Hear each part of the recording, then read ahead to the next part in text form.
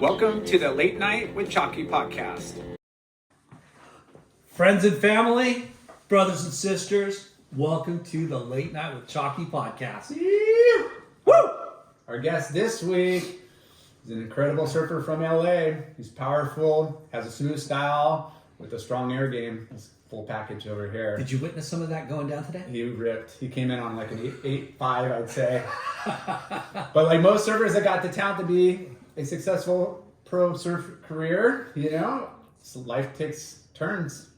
And it took him in a different direction. This former pro surfer launched a Surfboard Brand January 2020. Not just a surfboard. It's a brand, Yeah. but board building, Yeah. you know, is his forte. Yeah, I wrote a couple. We'll talk about that.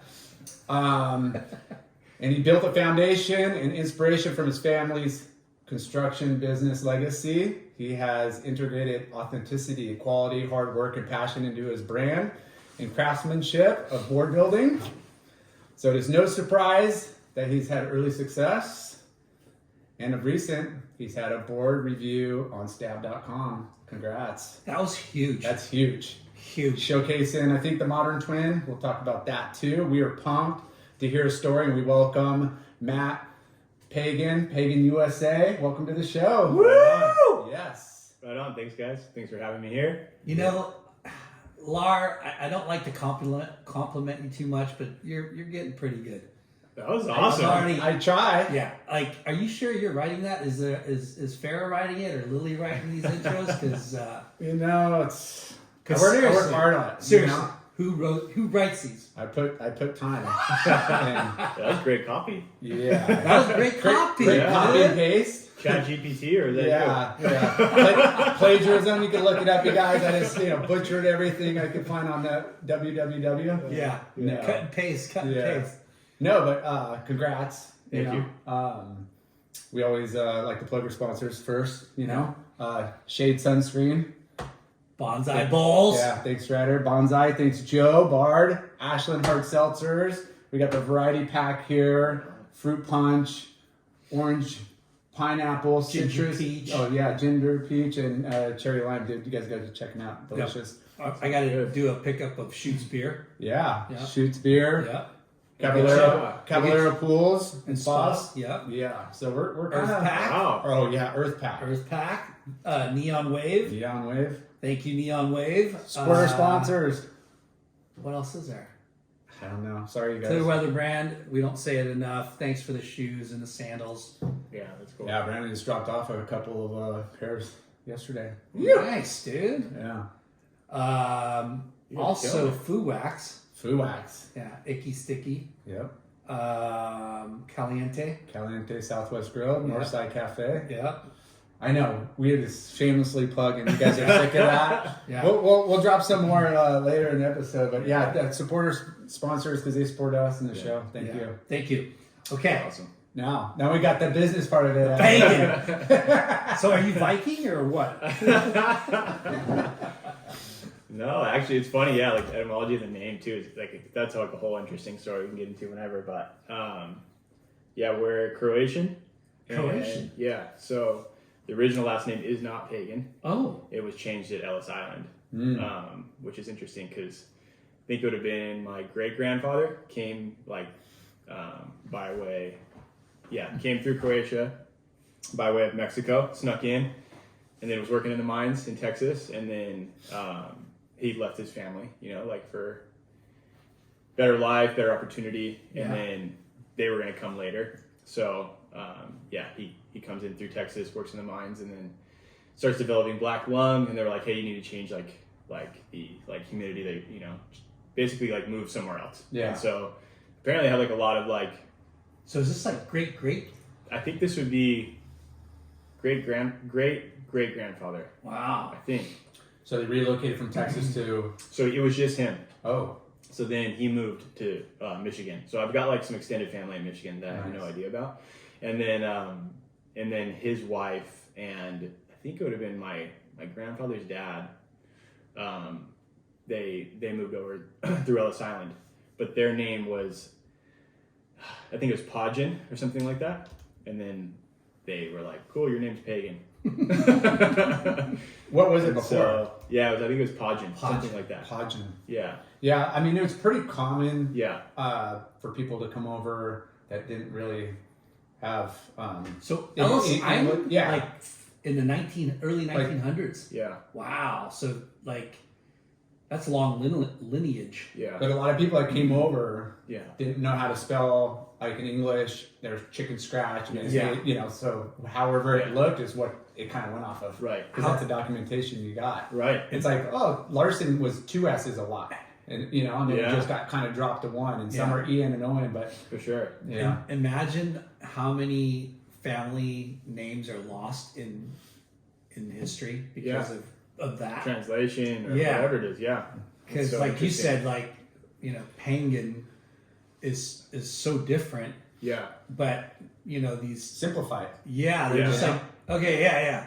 Like think of all the Polish people and Jewish people that change their names like, Definitely.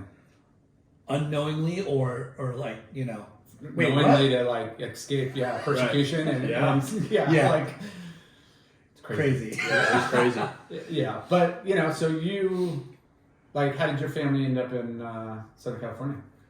So my mom's actually from Northern California. My mom, well, I guess we can start there. We don't have to go way, way back. No, But, Yeah. My mom grew up in Capitola. Yeah, Capitola. That yeah. place got hammered this last year. They huh? did. Gnarly. She went to SoCal High up there, and then my dad grew up in Playa del Rey. So my dad grew up playing like most sports and played football, and then he didn't really start surfing until he was like, I think in his early 20s, maybe like 20 or something like that. But grew up in Playa del Rey, and then played football, and then he was pretty good, but he was bad at school. So so he got like an offer to go play at Cabrillo College, then to like maybe go play at San Jose State, and then but then that's when he started surfing, because he played football at Cabrillo College, and then like met my mom, and then got like just enthralled in the whole like Surf culture. Yeah, Santa Cruz surf culture, and then started surfing the lane, and then like it just kind of like snowballed from there, and then surfing's changed quite a few paths. Oh my gosh. Sure. Yeah. People are just, whether it's a Yeah. sport or a career, dead set, and like take surfing. Oh, fuck everything, man. Yeah. Are you Yeah. kidding me? It's Yeah. surfing. I'm going to be a scientist. I'm going to be a doctor. I'm going to be a lawyer. It's Here, so try true. surfing. I'm going to be a surfer. yeah. It It's is. crazy. It's so crazy. And he's like crazy athletic. The guy could like walk on his hands. I have like old VHS video of watching him, like How funny. just crazy. That's you awesome. know? So And then did he go to San Jose and that's where they met? no, Or so they then met- he met. So it's funny because my dad probably Let's see. He would have been 19. I think my mom was 15. Holy Something crap. crazy. Yeah. 16. And then they got married. She had it was like there's a lot there, you know. But That we You can't know, totally dive into, that I don't but think that they would like approve of with their kids, but they No, she but got married at 17 Yeah. and then had kids at 19. Wow. And then, so they ended up moving back to Playa del Rey, and then in that he got like really into when they had a kid, they had my older sister super young, and then that kind of like pushed my dad to like, that's how he started his like construction business basically. Yeah, the reason we're bringing this all up is Yeah. because you're part of the family business now Absolutely. and stuff. Yeah. So we like to try to, Yeah. where you came from. Yeah, some context. Contacts, yeah, and then, like, for where- sure. where I mean you're that at. a lot of it too. Like for us, I'm one of 5. Wow. And I'm second in line, and I'm 9 years difference to my older sister. So it was a pretty big jump. Yeah. All the same parents. It was just wild. Yeah. It's like my mom was like a career mom, Yeah. so which was pretty cool. so your sister's 9 years older. Older than me. Wow. And then I have we have a 19-year-old sister. So it goes from 19 to 42. That's crazy. So like it's just it's pretty interesting. And there's always something going on. Yeah. So it kept my dad and my parents super busy, and my dad like to this day just loves work. Yeah. And it's like his whole incentive is like, okay, Provide for the family. build this for the family, you know? You were kind of giving me the background on how your dad started like working for a construction company, and then Right. he started being the foreman and started running programs, and then Right. eventually started his own. Right. Yeah. He's somebody that like, and it's funny because I think we draw the same parallels. Like he loves incentive, and so as soon as he learned how to do it, which he started, I think, like $3 an hour, something crazy. He basically begged the guy to get a job, you know, and then you know, worked his way up and started actually learning how to do it right. And then he started running crews, and then it was like kind of a contract union work then. So you get paid to side these 3 houses in 4 weeks, you know, and he'd do it in 2.5.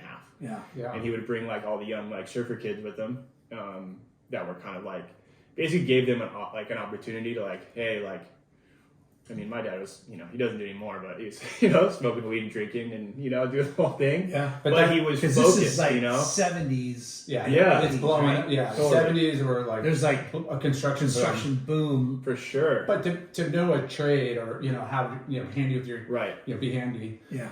But to be able to run a cruise, those are 2 parallels that, like, you know, you're either just going to be working for somebody or you build a crew and you manage people, which is kind of how you get a good kickstart in. For sure. And he was always like this is what I love about it too, even to this day. He's always very encouraging of like, yeah, go do your thing. Yeah. You know, like, here, I'll bring you up and then you go do you, you know? And, Yeah. And I think like maybe having a family young, like kind of put that, like instill that into him. Yeah. Yeah. So when did you, like, parents of your mom surf or just your dad? No, so just dad. My mom, I think, has surfed like twice in her life, and she hated it. It's too cold. She got scared, you know, or something. There's sharks. Yeah, I think my dad just threw her in her wetsuit and a board and said paddle out, and it was like probably not. He did the same to me, you know. We'll be in like, you know, Hawaii or somewhere, and they'll be like, it's cold. I'm like, what? Yeah. Like, yeah. You know, some people Sure. have a knack for cold, Totally. but Hawaii, come on. No, Yeah. it's luxury. So when did you grab a board and paddle out? Like, dad push you? Yeah, so dad, like, he was like you wouldn't call him a weekend warrior, because he would just work and surf, and he played music. So he played in like a garage punk band. No way. Yeah, so he played drums, and so it was Punk, like, though. yeah, so it was like, it would be more like, if I have to bring, I could probably show you later, but I have to bring it up. It would be like more kind of like surf grunge, you know, like now. Like the surf punks. Yeah, kind of like, you know, kind of like Run in Man that kind 69 kind yeah, of kind of that, like, Yeah. And so it was cool because, like, you know, you're a kid, you grow up in it, and I just started skating because all my friends skated, and then I tried to play drums and tried to play guitar, but by the time my dad got me into surfing, that's all I wanted to do. Yeah. But yeah, I grew up like with like sound panels all over the office wall, and like just dudes coming in and out, like, yeah, it was just fun, you know. He worked jam session in the garage. He worked out of his garage, and then like a couple nights a week they'd like jam. Yeah. And then the cops would get called on us sometimes. And, Yeah. you know, it's just crazy. Neighbors are pissed because they hear the saws and the hammering, or they're freaking pissed because they hear the drums and the guitar. It's funny because my brother, who didn't surf, but he was in the Navy at like a young age, he came straight from the Philippines into the Navy, right? Wow. And he joined the Navy, was in it for 8 years, but when he'd come home, he sessioned with some dudes from the Navy. Yeah. One dude looked like Jimi Hendrix, played left-handed like Jimi Hendrix, and you know, they played rock and roll in our garage all the time. I'd always be tripping because I was like, you know, I was probably like 4th or 5th grade, watching these like, you know, 18, 19, 20-year-old dudes smoking weed, drinking, and playing Jimi Hendrix. And I'm just like, wow, this is crazy. Yeah. But yeah, I can imagine what For sure. you experienced. You grow up in it, you're Totally. you're kind of, you don't have a choice except to try, but you either have that musical like gene or you don't. You're right. I didn't have it. My mom played piano, and like I'm like, why? My wife's like an incredible singer.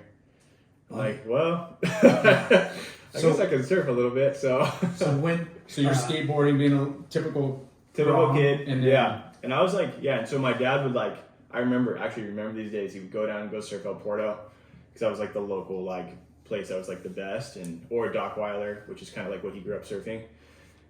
And he would just like leave me on the beach, you know, like, Dad, come back, you know, 5 minutes in, you know, and then by the time I was 10, he kind of tried to like get me out there a little bit. Yeah. And then it took me about like 2 years to kind of like, okay, like at like 12, I started kind of grabbing my own stuff, and then like going down with my friends during the summer, like 12, 13. Yeah. And then just surfing. Like, what kind of boards did your dad ride? Like longboards or? So back then, like, my dad was riding like, I have an old one in our place in Hawaii. It's like a 6'4". It's got like flames down the center, and it's an old Tim Ferriss, like the fluid drive. You know, that was Tim would come over to our house all the time, and he'd have this like full on pamphlet, like booklet. He'd be like, yeah. So like, he's a South Bay shaper. Tim would be like an LA kind of. I don't know how much time he was kind of like, he would have been like mid city LA. So like kind of like, what is it? Do you remember those boards? Yeah. Like Ferris wheel. He kind of changed the name and the emblem a few times, but he was all handshake guy, you know, and even to this day, he's like handshake he's guy. Still shaping. Yeah. I still see his boards come through Mangelli. Are they called Fluid Drive? They're called Epic. Okay. Epic surfboards. And I remember now, like my dad and us, we were getting Epic surfboards. It was Epic, all lowercase with a little star on the eye. It was pretty rad looking. I kind of remember that. Yeah. So like Scott Daly used to ride them. Scott Daly, yeah. What a trip. Yeah, and then my dad would also get boards through Scott Anderson, who is like, you know, recently passed away. Yeah. But just an amazing guy too. He had a shop on Glencoe in the marina. So like we grew up in Westchester, which is like a little bit north out of I guess we're in the South Bay, but like we're like right by the airport in LAX. So if you look at the airport, like, and you're looking at the beach, to the south is El Segundo, to the north is like Playa del Rey in Westchester. Yeah. So then, you know, Tim, which is pretty close, you know, and then also Epic. That I remember that one. Yeah. It was sick. Star. Yeah, and then Scott Anderson Surfboards was really close as well. So yeah, that was kind of like what and then also like Marcello Vercelli. I don't know if you Shape for Speed. That's like an old one. He's actually, I went over to Hawaii a couple years ago and saw him, and he's at the time he was doing all the sharp eyes, like scrubbing them, and then he's now doing the Channel Islands, and he still has his own label. Nice. But he lives in Hawaii. A lot of Playa del Rey guys moved to Hawaii. Yeah. Like Pat Rawson, he kind of, I think, was like the pioneer. Yeah, you know? he was saying that Pat Rawson's from Playa del Rey. Yeah, my dad, you know, he knows my dad from way back when. Yeah, they all know each other. Like, they're all just Playa del Rey kids. Like, there's this spot called the Jungle, which is kind of like the rougher area of Playa del Rey, and they all just kind of grew up there. And I think I don't know if my Pat and my dad are the same age, but yeah. So yeah. Anyways, yeah. So that's kind of, and then I started surfing at like 13, and then it was kind of cool because there wasn't a whole lot to influence me. It was just like dad, you know, and then. But you had a lot of buddies you're cruising with at that age. He kind of then my dad was kind of like the apex of like everything that kind of happened. So like all my friends started surfing because I surfed, and then like he surfed and we would take him surfing, you know? Yeah. That's cool. And then it was really not until I started competing at like 15. So it was like a little bit like later on, but a lot of it was because like we had like a mutual friend, like family friend, his kids started competing in the WSAs, and I started doing those. And then I started doing pretty well in those. And then Matt Mohagan, I don't know if you're familiar with him, but he used to ride for Split back in the day in Body Glove, and he had like this like really cool like big frilly blonde hair, and then he like lost his hair like super young. Trying to Whoa, bro! I know. I was like, hey, you guys are like brothers. I'm trying to give you like a face to the person, you know. But man, he ripped. He was like a West Coast champion, NSSA, and he charged. He actually this is I'm going down years down the road, but like then he surfed against Andy. I remember, the Monster Energy Pro, and it was like kind of like it was off the wall. It was like small back door off the wall. But man, we were all on the beach like cheering him on, and he would charge if it was third reef pipe. He would charge if it was, and then we were like just teenagers, you know. Yeah. And I remember him getting like a full like backdoor barrel, like cross like the backdoor section, and then it hits that kind of weird kind of. Sometimes it hit like a fat section, but then it went into aints. So he basically got like a double barrel came out, and Andy's paddling up the face and had to jump over Andy's feet. No. And got like a 8.2 or something. And jump like bunny hopping? Yeah. Or? He had to he came out. It was like this whole thing. We were like, did he like Andy get interference, or like did Matt like make it out of the barrel? You know, like we were all on the beach just like tripping out, and then all of a sudden we hear the score, and we're like so pumped, you know. That's so rad. So he was like the beach and watching. Dude, it was like, and he's like at the time like Matty Mo was like our idol, you know. He was like the guy doing it, you know, Going against the best. going against the best and like just charging. Like he's the reason why I started surfing pipe, you know, and you know, he would push me and it was cool. What's he doing nowadays? He's a lifeguard and he actually lives in San Pedro. But he got in that program like pretty early on. I think it's like an interesting thing, like when you're I don't know, it's like an interesting thing, especially in the South Bay, like LA area. Like if you don't have like a lot of momentum, it's really hard to like kind of carve your way in surfing. Yeah. It's different, easier now. And I have friends that are doing like the whole like influencer kind of like creative angle, which I think is like, I like a huge fan of it. Like, people hate it, but I'm like, you're carving your way and you're getting to do what you want to do. Yeah. But at that time it was like, it was tough, you know? And so then, like I think pretty much out of high school, we did a couple years like U.S. together, and then he was already a lifeguard, and then he just kind of So going back to, what was your first surfboard? My first surfboard was I think it was a 6'4" or 6'6" like Marcello Vercelli, shaped for speed. It was like this big 4. It was like these like really cool kind of like race car looking thing, you know. And then hand me down, or did you guys go pick it out? I think it must have been, no, it was probably one of my dad's boards. Yeah, and then Thruster? I think so. I wonder where it is now, man. Yeah, almost like a mini gun, but you know, because like, there wasn't really the fun guy boards back then. No. It was like short boards, and then like almost like just, and there was no wave storm, nothing, which I think I'm like so much easier to surf now, you know. What's fun? But that's like a pretty big board to go start off on. Yeah, when you're like 12, you know, I'm like 5'3", you know, like sidebar on the whole wave storm, catch surf. Yeah, it's crazy. My buddy Bobby Lockhart has given me all kinds of archive magazines. Yeah. And I'm flipping through them, and I was flipping through one the other night, and it's David Nueva on a soft top. Really? Yeah, a killer looking soft top, and it was called like something Squirt, David Nueva Pro Model Squirt. Well, now you're gonna have to post that next week. Wow. I will. You know, I will. That's a cool find. It's crazy because you know the board looks like a shaped board, like not a plank. Like what these boards look like now, and I'm just like, wow, like you forget, you know, how things disappear and come back around. For sure. I mean, there's probably like Hawaii paddle boards are similar, right? Yeah. You know, and they probably just deviated. Yeah, but we were doing those soft top Rimmels at Surfboard like a long time ago. Yeah. But it's funny that now it's like you could get them anywhere. What was it, BZ maybe back then? Or there's BZs, or like Tom Moray. Yeah. So when did you said you're 15 when you started surfing contests? Yeah. And the other buddy that was doing them dragged you into them? Kinda. So it's funny because I grew up in LA. I grew up in Westchester, which is like decently close. Like I think it's 11-minute drive to El Porto. Yeah. I went to high school at like a all boys Catholic high school in downtown LA. So surfing before school. We were talking about this earlier today. It wasn't in the cards. But you know, it's like, did you get dropped off, or did you take the bus, or? So there's like a whole parent system where like parent, you know, like they were carpool. Yeah, full carpool. Like we all all the kids I grew up with, like in a little like more context too. Like I played baseball growing up, like from like 6 or 7 years old, and then my cousin, he actually got drafted and played a little bit, like in like single A. He was huge. He's like 6'4". He was like 6'4" in high school. The guy was a monster and hit the ball for like forever, you know.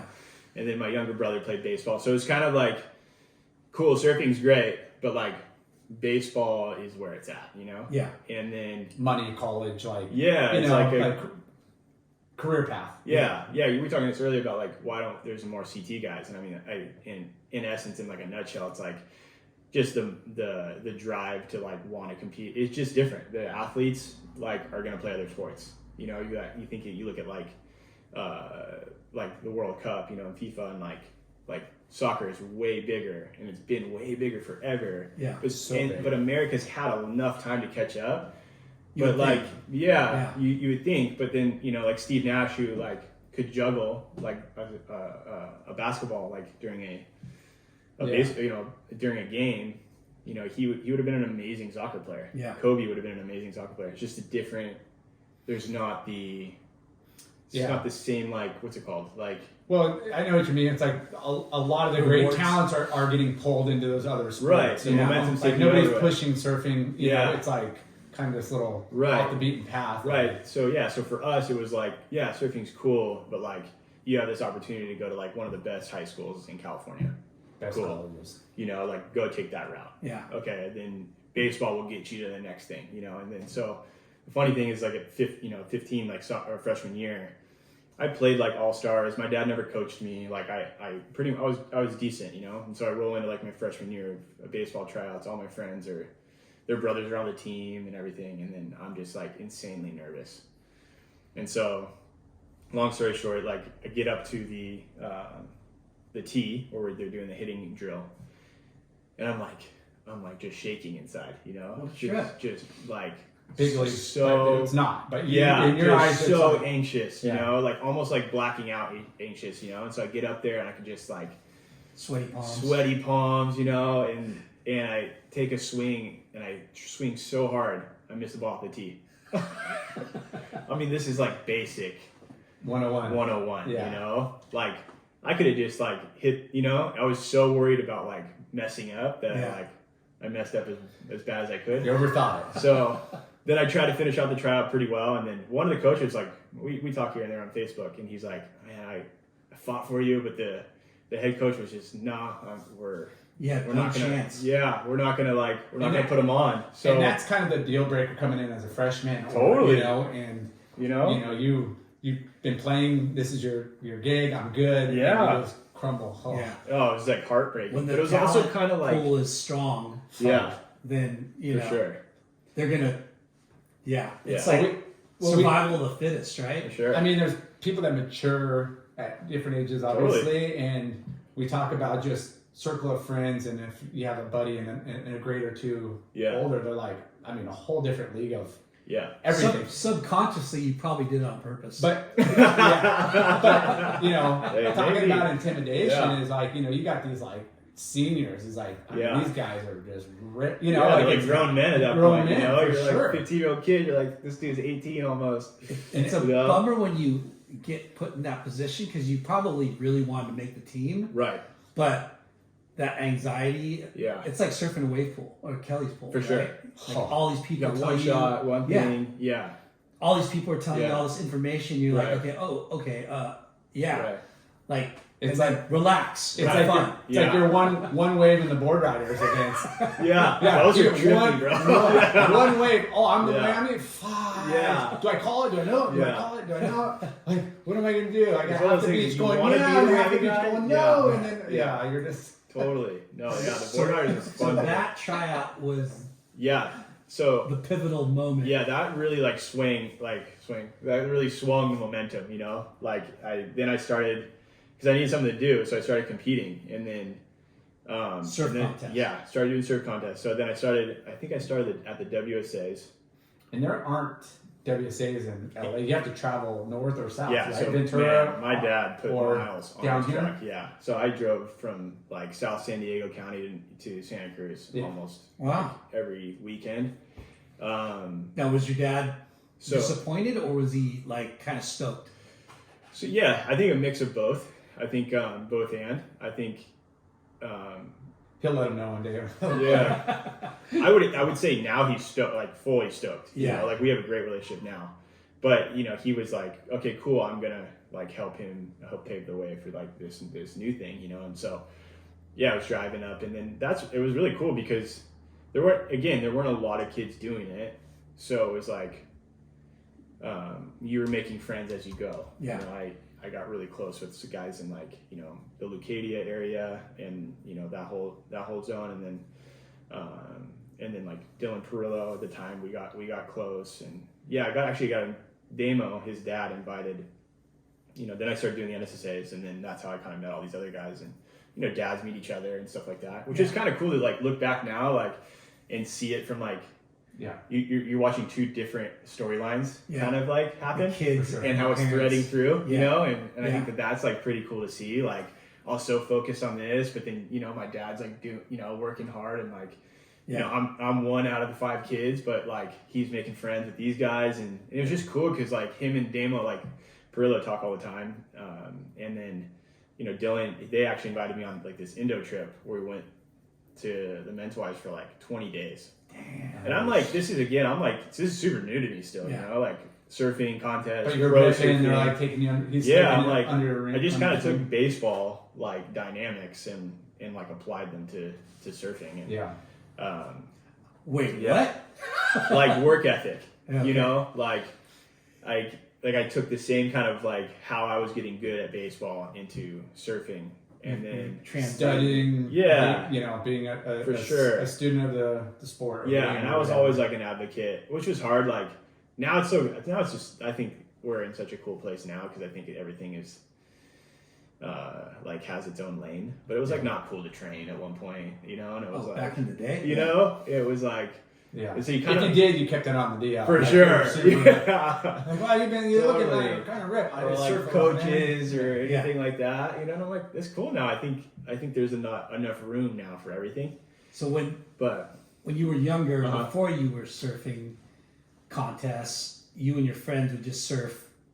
Was it a Dockweiler or a Porto? Or? El Porto, and then my dad would take me to like any of the jetties in Playa del Rey or Dockweiler or whatever. And yeah, I mean, it was just kind of like me and a couple buddies. Yeah. You know, and then.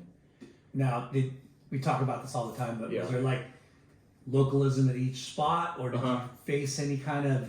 Yeah, you know, I think it's funny because, man, like, apprehensive to say it, but yeah, when you're Grom, it's there. You're kind of like you get totally. You don't get the yeah. Right. Well, like Scott Daly and my dad were friends like growing up, but they surfed different spots, so they give each other a hard time. You That's know, funny. if like Scott would come and surf like Dockweiler jetties and those places, and then you know it was like vice versa, but.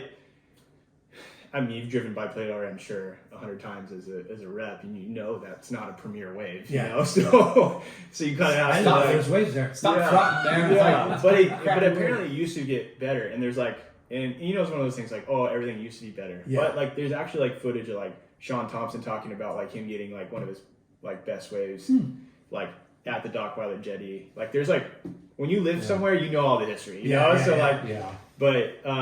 But yeah, there's like a lot of talk in video clips, and so I think a lot of and LA is tough too, right? Because the beaches are really catered to, what's it called? Like tourism and like property development and people have, you know, put people on the beach. And so it's not really catered to like, hey, we're going to pump the sand out of the harbor and like put it from this jetty because They should be doing that everywhere. everywhere. Yeah, I wish they did because it creates like an ecosystem, you know, like it would make the property value go up. Restaurants would be busier. Then, you know, for sure, it's like its own. We talk about how surfing, you know, not so much in America, maybe back, you know, 30, 40 years ago. In all third world countries. But you know, you go to a place, there's nobody there. You're sleeping in a tent in a hammock, and then 5 years later, it's AC and it's all plush and absolutely. What's the slogan for those places now? What is that? All the remote, like you know, tropical places. Come for the drugs, stay for the surf. Yeah, well, you know. You know what I mean? I bet that happened a lot. Yeah, definitely. It's crazy to, you know, we've had a lot of older gentlemen that come on, and like the surf industry. Yeah, part of it, you know, was financed by for sure the drug. You know, a lot of people still to this day, but they were pioneers. They're still to this day. Yeah, for sure. There's money everywhere. Yeah, dirty money. Yeah. But no, just the, you know, kind of surfers are the nomads, and they were you know, willing to go live out of a suitcase and board bag anywhere. Yeah. You know, it's like, oh, you're going back where? Yeah, for sure. Take this with you. Yeah. So, but yeah, localism.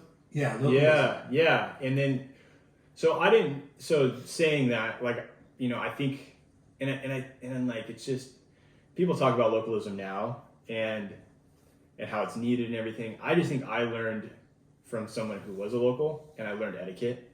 And was I like a punk kid? For sure. I was yelling, and you know, and I see kids. We were surfing in Huntington. You know, you see it. You know, and you see, And I'm like, oh, it's just like that, you know? And, but I think it can be taught, you know, and I think it's cultural. And I think now more than ever, because there's so many surfers, and because of what COVID did and that huge influx and then the retention off that influx, like, you got to teach it. Yeah. You can't yell at people, you know, you can't fight people. Like, you got to teach it. And because the common denominator is that we all want to do the same thing. Yeah. You know?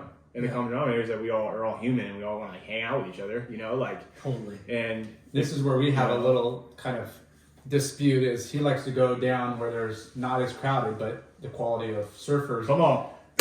Me too, bro. What now? Quality of surfers So I live in LA. are really lower, meaning not good. not just ability, but just the etiquette and the smarts. You know, Right. Where Right. if you go surf, you know, whether it's lowers or the pier, even though Totally. there's a bunch of idiots out there, like usually you're surfing with like-minded people that understand Kind of how weeds to, it like, out. You know? Yeah. not just weeds it out, but you could, you know, you know you're probably not going to get run over. You know, Yes. you could communicate like, hey, you want to split this one? You want to, you know, Right. where other people are just tunnel vision, Right. Or there'll be 3 people, you know, hey, come surf down here, and there'll be like 4 people out. Yeah.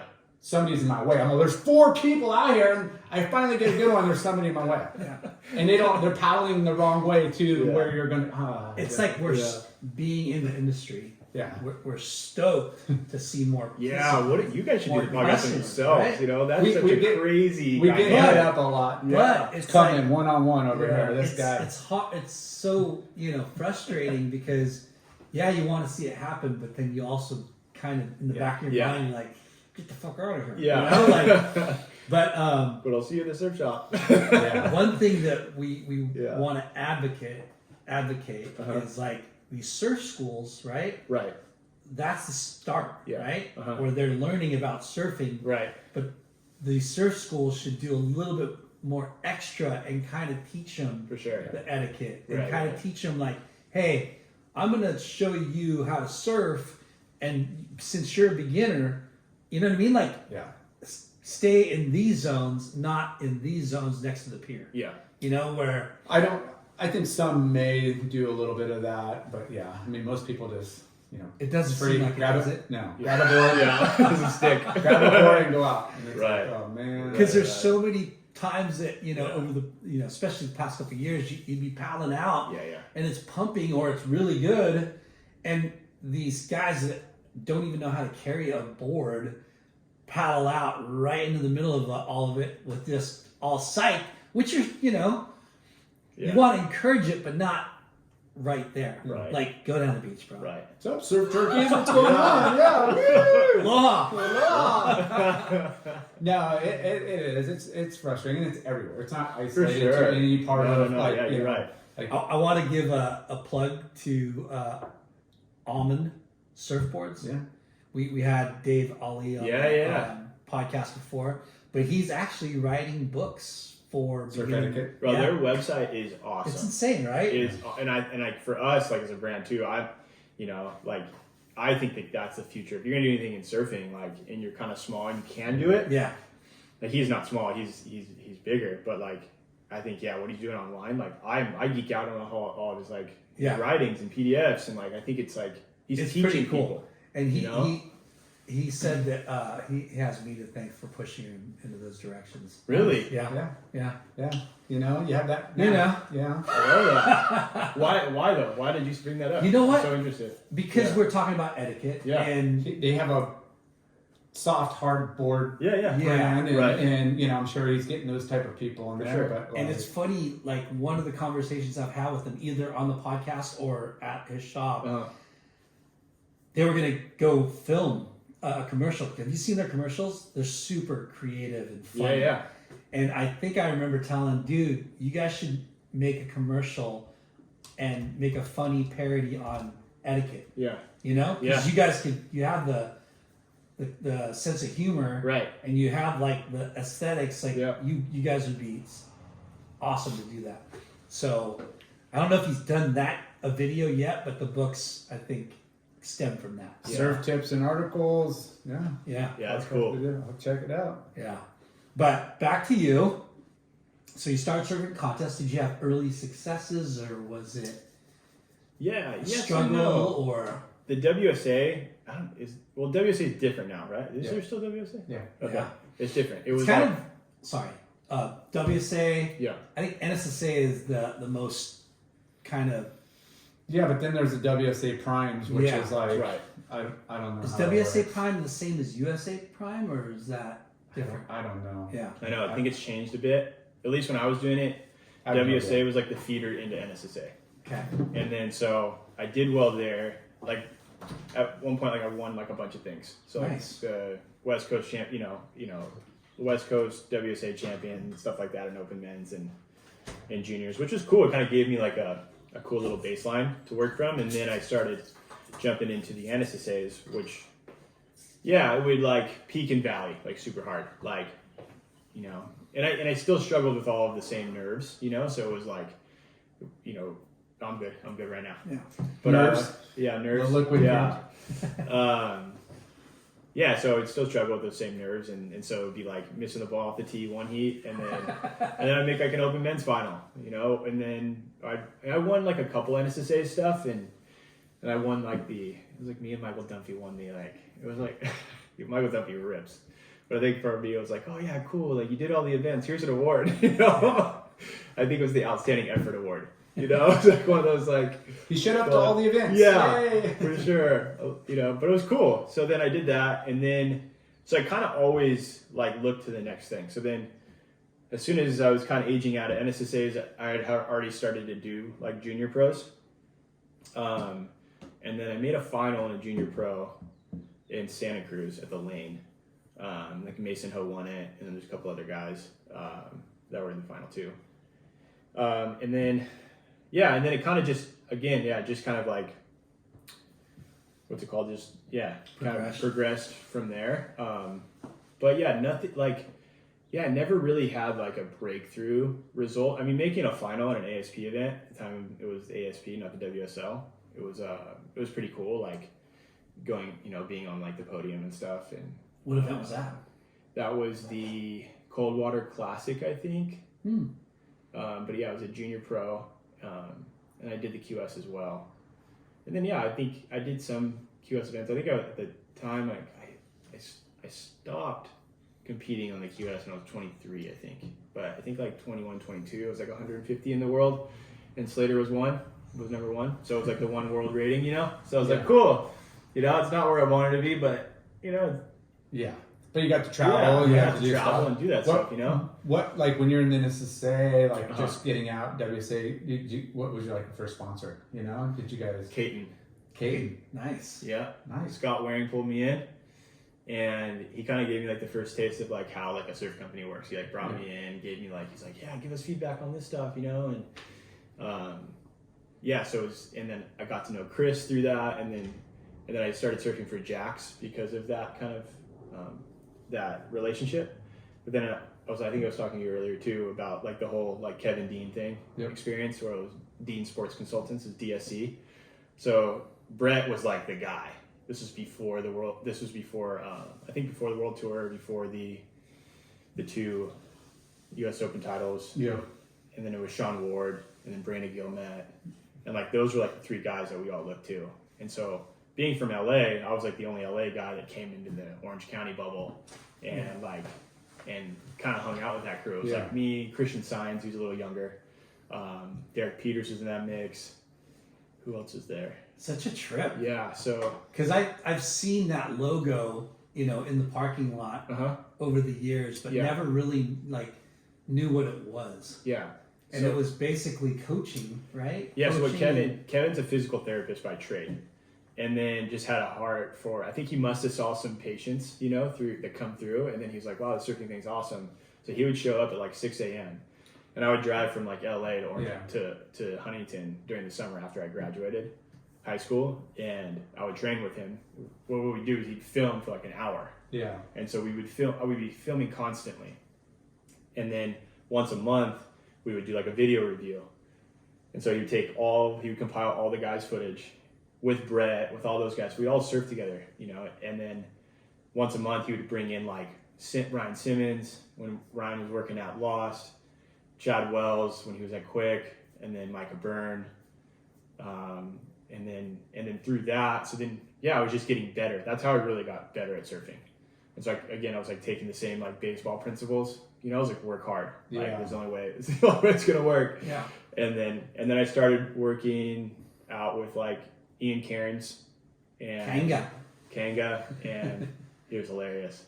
And then Chris Gallagher as well. It was like a technique. Wow. Dude, you're surrounded, like, these are all the For best sure. of the best. And it was crazy because, Kanga told my dad, like, initially, like, right off the bat, he's like, hey, like, you should go back to baseball, basically, Yeah. And then I never really think I knew that until, like, later on. But then I worked with him for a year, and I made it out of the U.S. Open trials in the men's, and then I made, like, the semis in the junior pro. And through that event, he was walking me through, he's like, mate, like, you could be easily winning man-on-man heats in these challenger events. And this is like, 19 years old. Yeah. But I just dealt Good with a lot of confidence boost. I just dealt with a lot of anxiety, a lot of like performance-based, like OCD type. And I think later on figured I was, I kind of, I talk about it. I talked about it a lot more when I was younger, but like the whole OCD thing, because a lot of people have it, Yeah.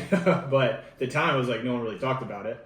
So I was like, oh, I'm gonna talk about it. But that kind of was like it worked for me in the sense that like I could focus on something and like really like, and I feel like that's what it is with shaping now. I've only been doing it for 5 years, but like I can really focus on something and try and like weed out the things that don't work and get to like what is working. You can go through you can filter really easy, but it's hard for me to emotionally like have emotional discipline. I think it was like the biggest.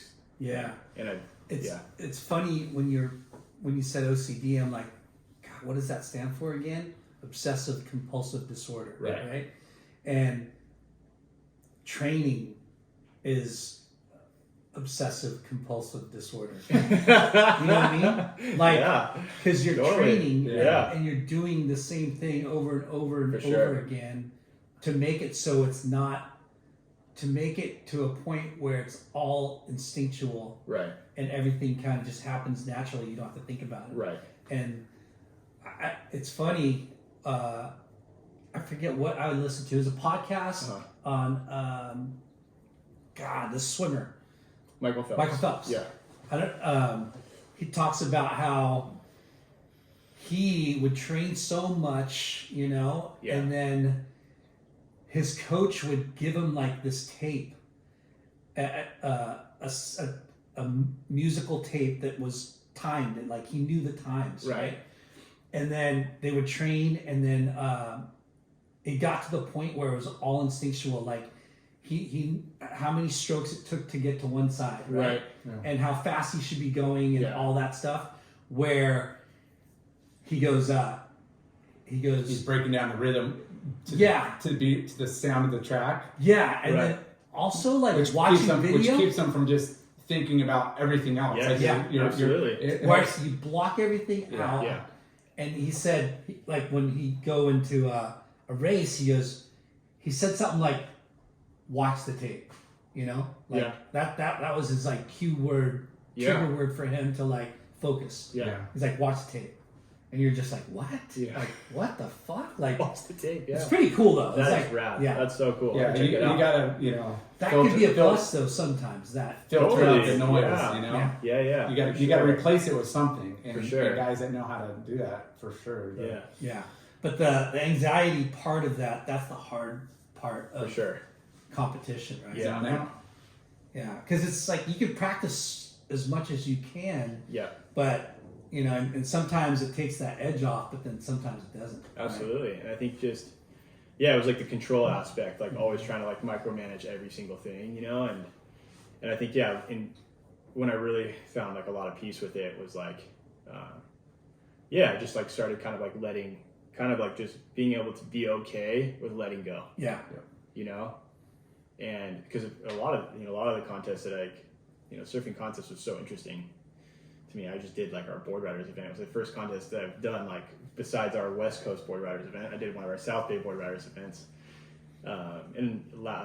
last Saturday, and I won it, which was cool. But I had to work really hard. It was like really small, and it felt like a chess game. And There were so many parallels to life in one day. Yeah. Like highs and lows, and and you're excited and you're nervous and you're like, wow, these kids freaking rip, like, you know, and it's anyone's game, and am I gonna get waves? And the dudes in your heat, you're like, hey, dude, you ripped that wave. In the back of your mind, you're like, gosh, I hope he doesn't get a good wave. Yeah. Yeah, you're playing all that out in your mind, but just the physical aspect too. Yeah. Which you don't realize how much mental drains you too. You're like, I just surfed like a 15, 20 minute heat, maybe a couple in the day. Oh yeah, it's exhausting. And in that 15, 20 minute heat, you're like, They suck. you're exhausted. Yeah. You know, like you're just, you know, your body's in overdrive. For sure. So we did Yeah. I'm going to throw myself under the bus.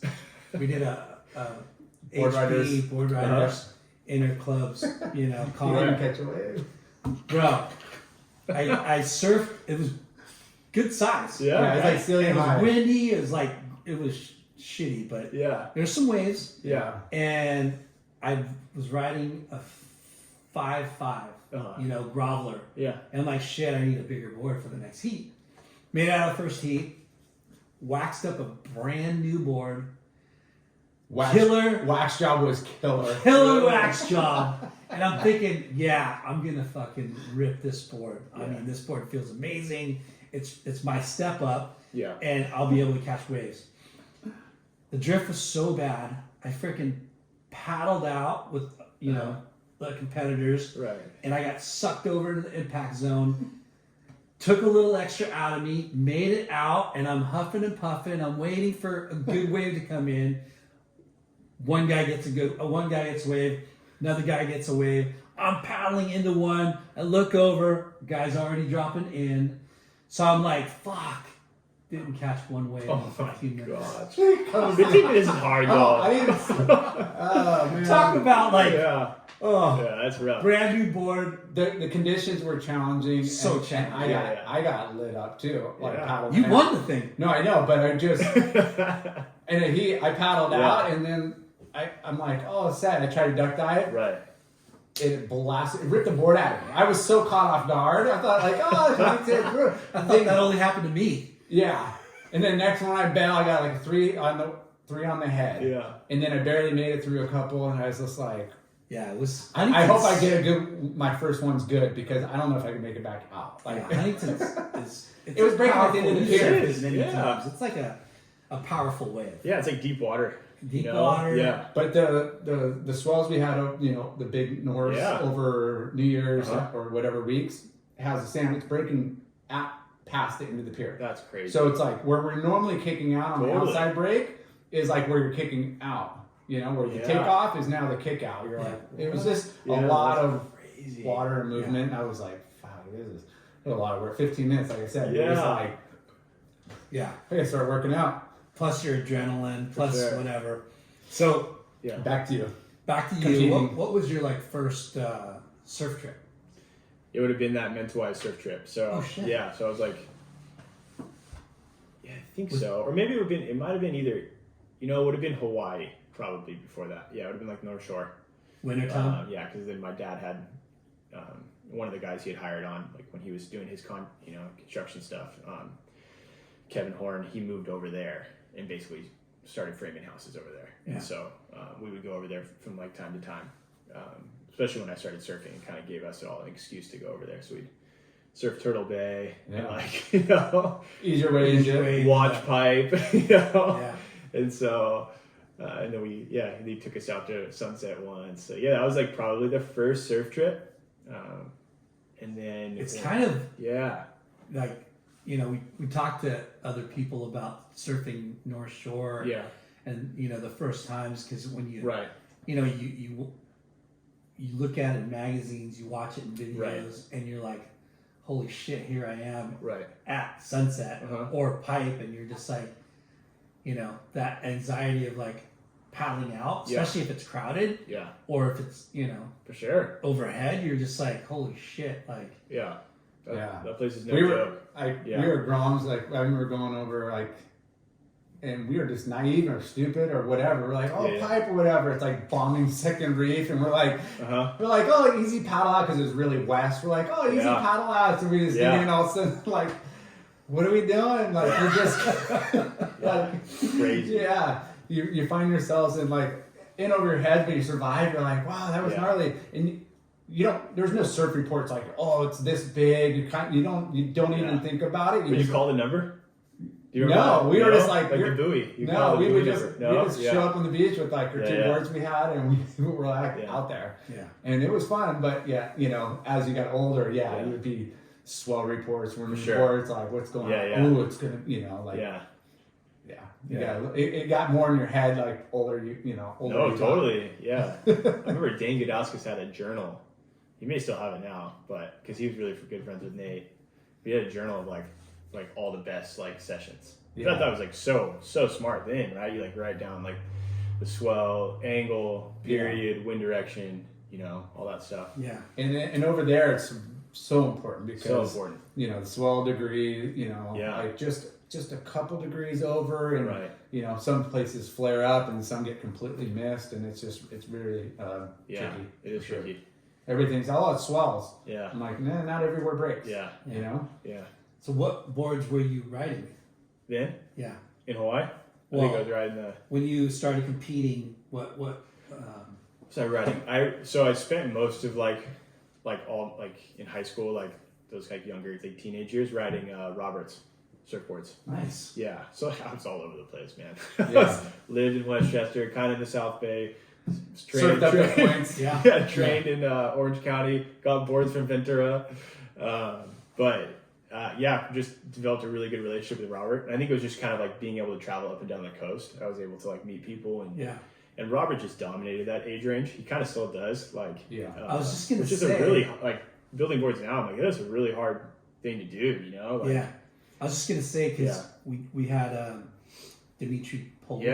Yeah, that kid freaking ripped. He rode those for a long time. Yeah. And then I just saw posts that Roberts did. Yeah. Cruise. What's the name? Defino or something? What is it? Defino or something? Yes, yeah. Yeah, he could do that crazy backflip in the pool. Yeah. But he's on He's those riding boards them. now. Yeah, so Robert, he really does that, Yeah. that age bracket, he crushes it. And then, he's a great shaper all around. Yeah. But it's so hard. Kids grow that age group. Kids grow so fast. It's Yeah. it's like we were talking to Taj Miller this morning, right? Yeah. When you're an adult and you're kind of Yeah. you're just fine tuning kind of the same board. Go up maybe a gear or two now. Yeah. But He's surfing well. kids. Taj, Yeah. But, Shout out Todd Miller. Yeah. Love Todd. He's awesome. And Duke at Surfside for hiring Taj. I see him there every Yeah. day. He's the best door greeter you got. That's awesome. Could be the next sub rep. No, but not him. No, that just the board. The boards are so important.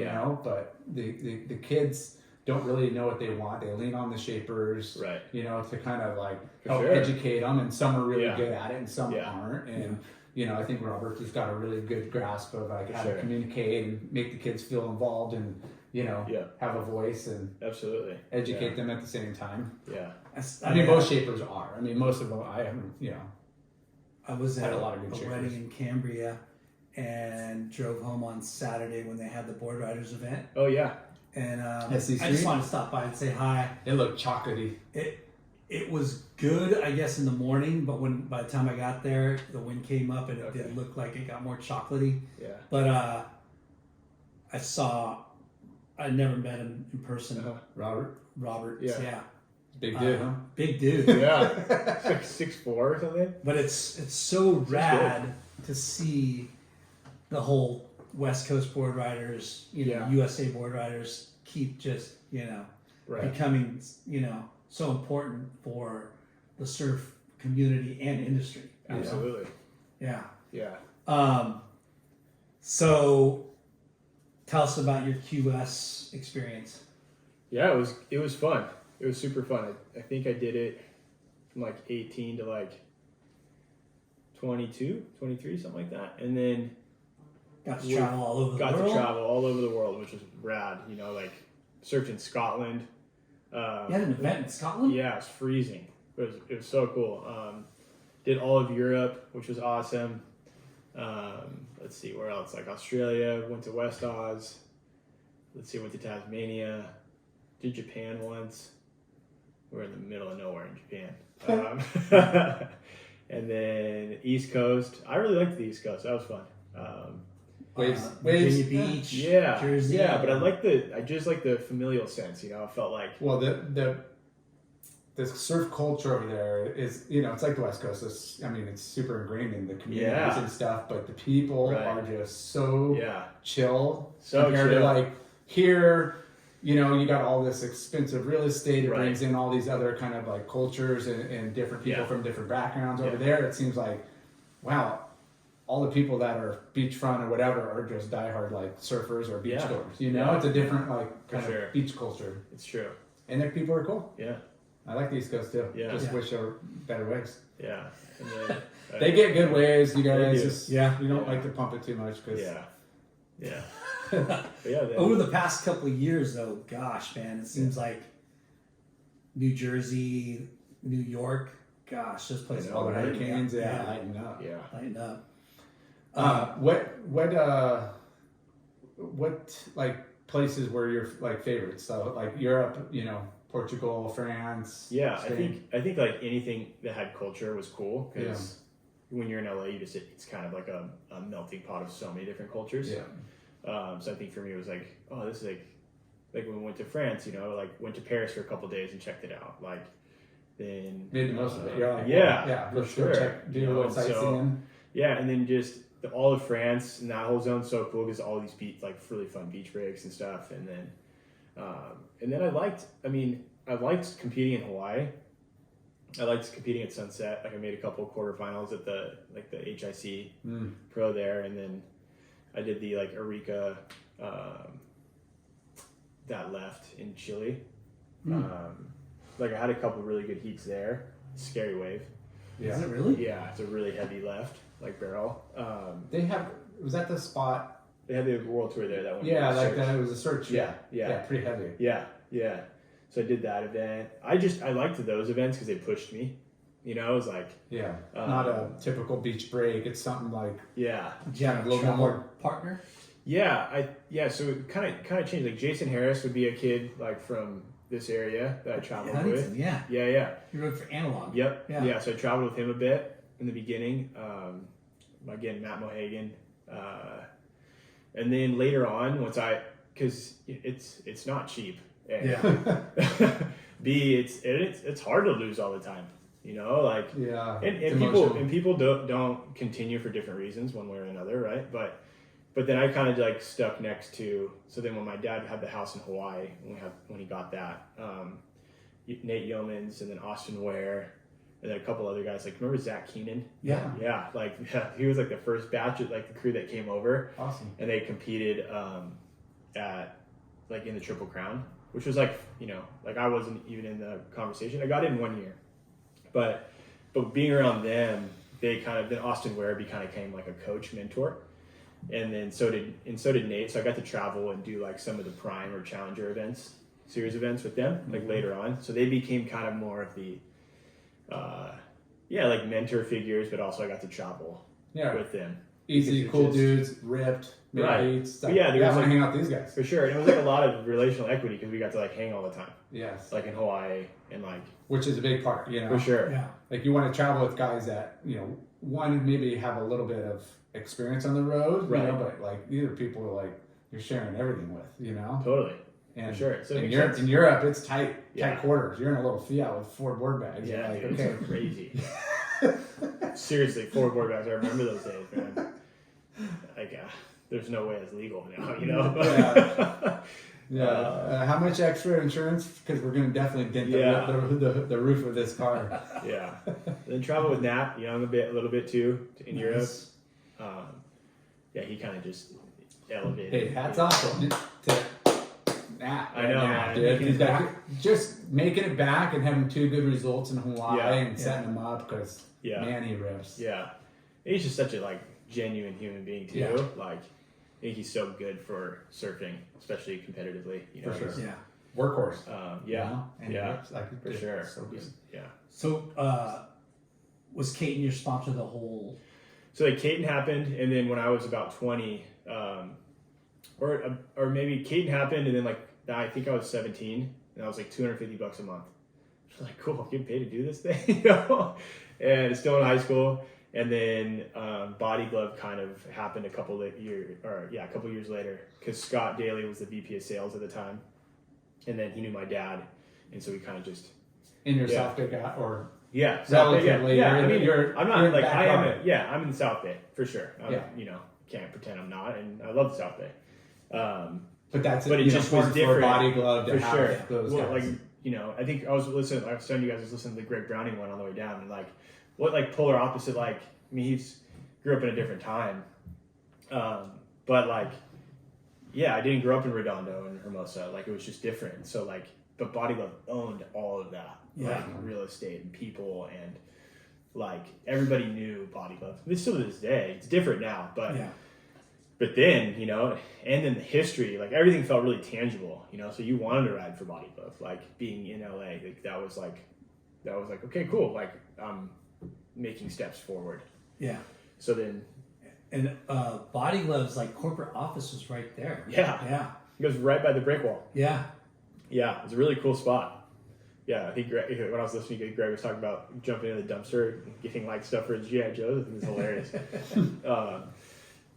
Yeah, it was right there. And then I think they've moved. They're still like within like, you know, 10 miles. You know, but yeah. So then it was then Body Glove, and then it became Body Glove head to toe, which I was like actually got a paycheck. But then I was kind of like in this like interesting kind of thing where I was like kind of working with Greg and Shane Magnuson and like that team, like and doing kind of like working under like what they were producing. So I got invited on like to a Mexico trip with them, which was cool. But I was also kind of hell bent on this like CT. I'm gonna make the CT, you know. In hindsight, like could have done both. Could have like been a bit more creative, and also had surfer. And I also had a girlfriend that was older than me. Like I was a mess, bro. I gotta give myself different advice than like how I was doing it, because Greg was so supportive, and he's like the most positive dude ever. He's like, you should just go and like just go live in Bali for a bit, man. You know? Yeah. And I just get out of here. Yeah, I couldn't like compute that. But I was also such a homebody, and I came from like such a great home that like going and doing that just didn't like. Oh, I did too, but I was out of here. Yeah. I don't know. Yeah, for me, I don't know why. You know, I didn't know why, but I just kind of stuck at home, and I was like, okay, I'm gonna try this contest thing out, and then I never really like. And then it kind of got to a boiling point where I remember I did the Aussie Open, and I trained so hard and felt like my surfing was on point, and compared to there, watch on video, I even look back and I'm like, I was surfing at a high level, and just like was so like my identity was so wrapped in it that I was internally like melting, like internally combusting. Like you put yourself such on high standards to make a heat, and when it didn't happen, it just crushed me every time. Yeah, every time, you know. And it was like, it was emotional. It was an emotional roller coaster, and then I remember just kind of like being like, "Hey, Dad, I'm gonna work for you. You know, I'm done."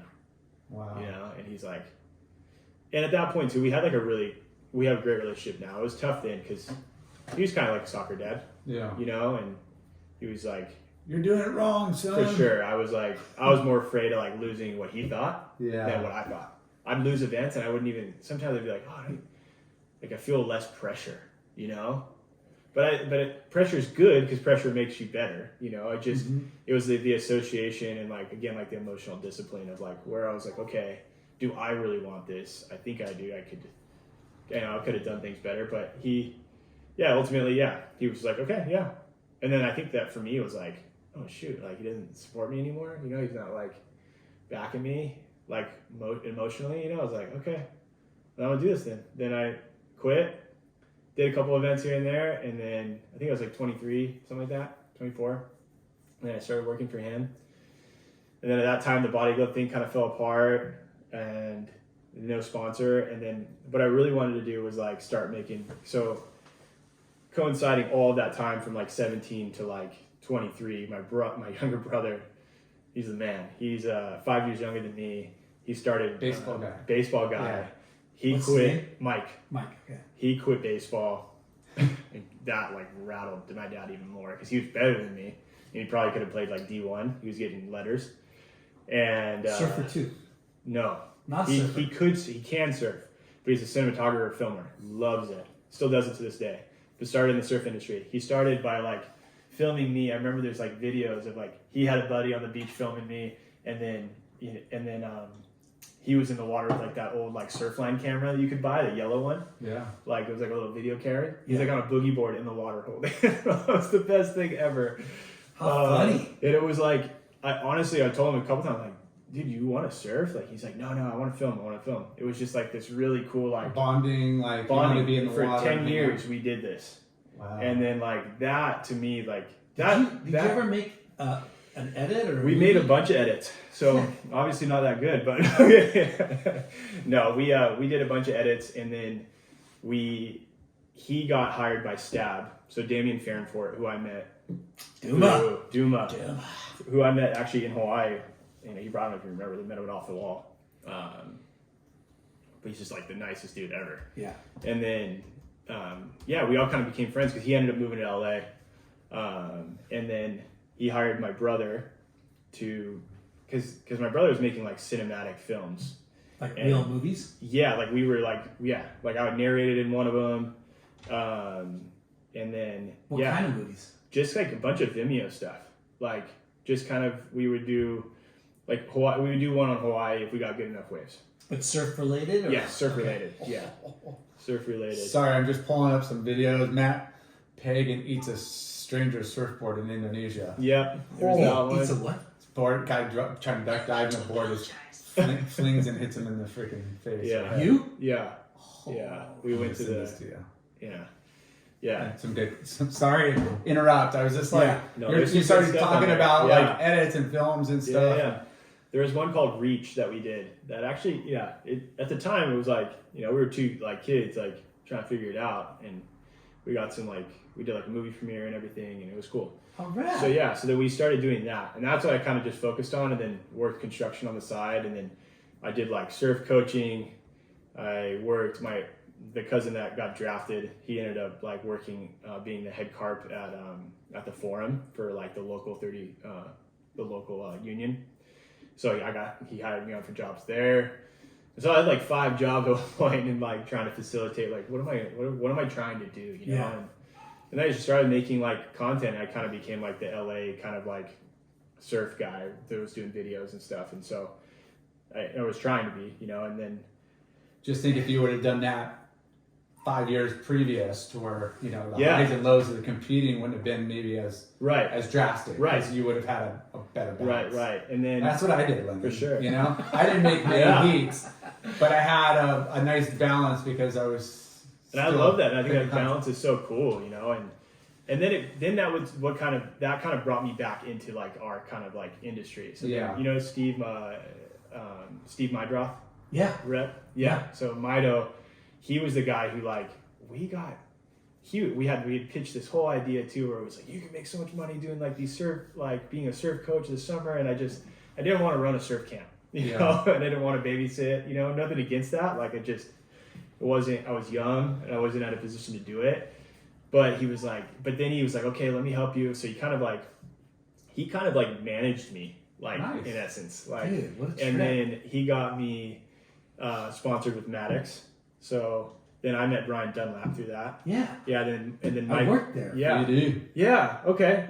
I worked there for like 6 years. When? 2002 to 2008. Okay. Yeah. Okay.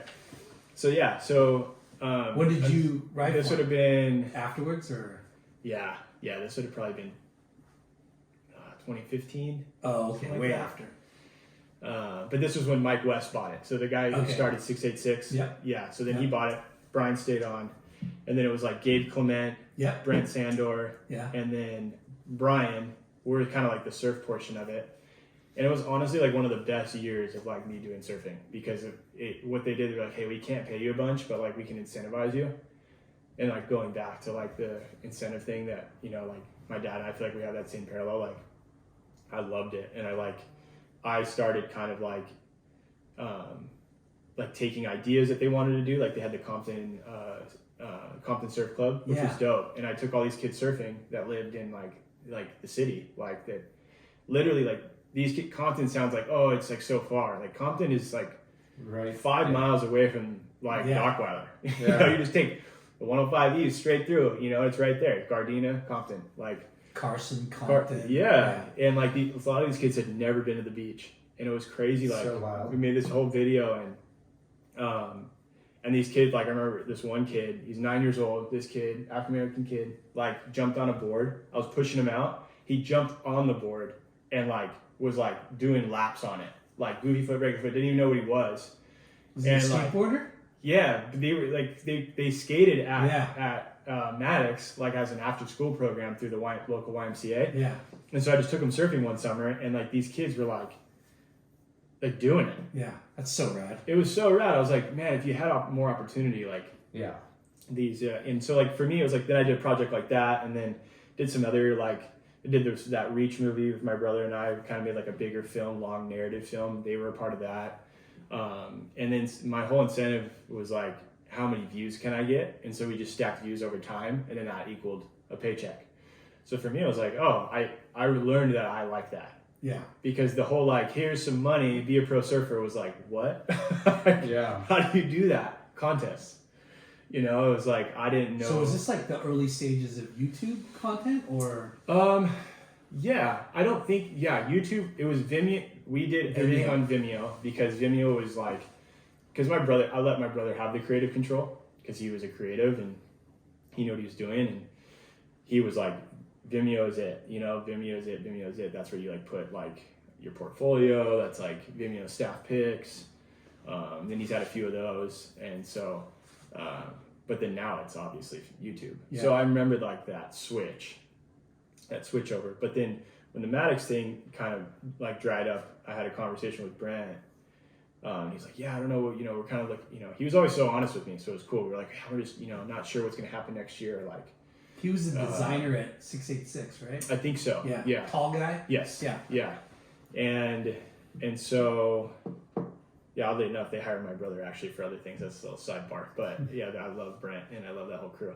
But then Mido started kind of like, he's like, well, would you ride for? And I was like, man, it's always been a dream for me to ride for Ruka, like since I was in a junior high. Right. Because of late night Larson. That's right. Yeah. No, but it was because like what Pat did back then. Like the team was so tight and it felt so communal. Very tight. Yeah. And I was like, dude, I want to be a part of that. I want to ride in the Ruka. Like I literally had this like dream of like riding in the like Ruka van like in my neighborhood, which oddly enough happened like 15 years later. There's a Ruka van? Yeah, we have a Ruka van. Yeah.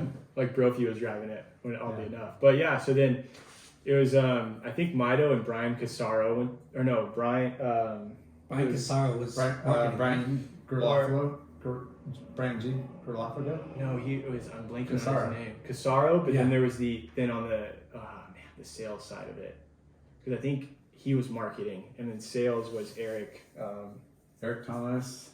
Eric Thomas. Yeah. Yes, Eric Thomas. Yeah. So love ET. So Mido and Eric Thomas were boys, and so I was riding for Jack still at the time, and I was getting paid by them, which they were always just so like supportive. They were so supportive. I was like, dude, I don't even know if I'm doing anything, and they're like, yeah, do you? I was like, okay, cool.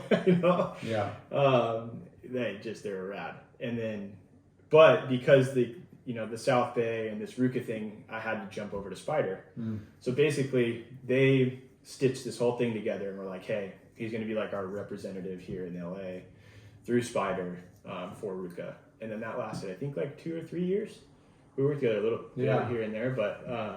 And that's how it should be. We talked about how, a brand to a shop. Yeah, not just that, but just how to bring up, talent and athletes and people that. It was so cool to see. Like looking back now, I was like, wow, that was a lot that happened. When you're in it, you're kind of like, you're just hoping for the best. Yeah. But then when you like look back retrospectively, it's like. Were you on the trip with Brophy and them doing a photo shoot down in Mex? And I was there with my family. In Las Gaviotas? Yeah. I'm like, just parked with my family, chilling, and these guys come like walking by, and I'm like, Like You work didn't know followed. they were going to be there? No. How funny. Like Yeah. work followed me They're here. doing like a last minute like photo shoot or Yeah. something, trying to get some like board short or like lifestyle Yeah. shots. What's Yeah. funny, you were bringing up earlier, like, pro surfing or being a paid surfer, right? Yeah. Through competition or Right. creative content. Right. It's funny, like Jay made his name not through contests, not Yeah. contests at all. Right. Like he wasn't good at contests. Right. But he was smart and really networked. Of course, he's an amazing surfer, but he got the network of the video, the video guys, the photographers, Right. and made that his business, Right. and made that his livelihood and career and, Right. and name, right? For sure. That's kind of like, it's a trip because it's gone, but not really. It turns into this, your Cole Rothmans and your Yeah. Ben Grady's and Yeah. your Jamie. Yeah, like Hunter Jones, like as a kid. Hunter Jones yeah. too, yeah. I mean, like, and I've told him this, and I love him. He's like a brother, and I've been shaping him boards, and like, he's been trying to ride more twin fins and stuff like that, and kind of expanding his surfing. And I told him, like, man, you were not good growing up. And he As a wasn't. surfer He or was a not a good person? surfer. Oh. No, he was Yeah. always an Okay. impeccable human being. But Like, surfing, but like, yeah, Late- and he knows that, and I think that's like the cool part is like but then he worked at the WSL, and then also like he was always working on something creative, and his brothers, like, you should have all his brothers on here, like they're all like insanely good looking, they all could be like GQ models, but then they're also like so talented in their own right, like music. His His brothers? brothers, Okay. yeah, his two younger brothers. But he's like, and I had this conversation with a lot of young guys that are like in our area, like, hey, like pro surfing's changed, and like Hunter is like pioneering this like really new way, and like a lot of people have done it because like you actually look back, like, you have like yourself, and then the progression was like Dion Igis, who like he kind of became like the YouTube designer / yeah, but he started by doing those stuff with Joe G. All those like kind of like face, like in your face videos, and then there's like obviously Jamie O'Brien and Ben Grady's, like you said, and Cole Rothman. But Hunter's doing well. He's doing well, and he's doing well because like he looks at it the way you look at it, as like it's a business, it's sales. It's like, it's not just like, here, give me some money and let me do my thing. It's like, oh, let me. how do I do something cool that I'm stoked on? Right. But yet, like, do it in the right way where it's gonna. And how do we grow together? Like, how do we, and then he doesn't sign on with people he doesn't believe in either, So it's like, I think that's kind of the cool, like, new way that we're in. And I'm like, and he gives me advice all the time. I'm like, damn, I wish I'd taken that advice like 5 years ago, Yeah, I mean, everybody in hindsight, Yeah. oh yeah, be a YouTuber or whatever, or Yeah. influencer. But it's like, it's a lot of work. Oh, it's You hard gotta work, be- man. You got to have that knack, and you got I to got be lids on this disciplined. computer. Yeah, and you got to be, you got to get out of your comfort zone and learn all this. Yeah. Cool So tech stuff. you're riding from Ruka Right. and you're doing some content with your brother. Yeah. Were you working with your dad too? I might have a little bit. But yeah. Dad, I need a few bucks. What do you want me to do? Yeah. Go fill out the dumpster. Yeah. No, I think I was actually a little bit, because it wasn't enough. Not that you're not Ruka, but like it wasn't enough to live off of. And Oh, I mean, I we wasn't. live in Southern California, bro. Yeah, bro. Living in LA, I would tell Broken like, hey, bro, living in LA is tough. He's like, yeah, bro, I'm trying to help you as much as I can. So it was just the reality, You have to, especially in LA, Southern California, you gotta juggle a couple things. Yeah. And that's why we're doing this podcast. yeah. Big sponsors. Come on, hook us sponsors. up. Yeah. Yeah. How did you get into shaping? Yeah, so then like during that time I started riding for Ruka. Like I was always a part of this church called Mosaic. So like even when I was when I was 20, like my older sister got me there, and I grew up like going to Catholic school and stuff, and my mom was kind of more of like the heartbeat of our family. Like she just kind of like really kind of like spoke life into us and like encouraged us, and then for me it was like talking about faith and talking about Jesus and who he is and love, and she just like she's just like loving like a little ball. She's like 5'3", and like she would give the shirt off her back for anyone. To this day, we would have strangers come into our house because my mom went through the AA program, and we'd have strangers come into the house and be like, "Cool, so who's this guy?" Who'd you got here now, Mom? Who do we have Hey, now? God, put me in this position, and he walked by, and I had to bring him in. 100%. Yeah. Dude. I was like, all right, Mom, cool. But then, yeah, I think there was like for me, it was like a bit like a disconnect, like understanding like myself and Maturing. and just kind of looking at and then I went to Mosaic. unselfishness that we are. For sure. When I was 20, and then it was the first time like faith and the Bible and all that stuff like made sense, and I was like, oh, I could use this for my surf contest, it's like, how do I apply these things in my life? And then I kind of just showed up here and there and made decisions that like were contrary to that, and I felt like it just emotionally swung up and down, and then got to a place where I think I was 26, and then I was like, all right, I just need some like solid dudes in my life that like aren't like emotionally everywhere and and mentally everywhere, and they're just kind of like solid. So I stayed like after, went to church in Hollywood, stayed after, met some dudes, and then that was 26, and then about a year and a half later, I spent more time there probably than I did in the ocean. Still surfing for Ruka, Yeah. Sorry, Pat, but but yeah, man, it just like really like just felt like I noticed that I would gravitate to things that like were making my life better, and then this was making my life better.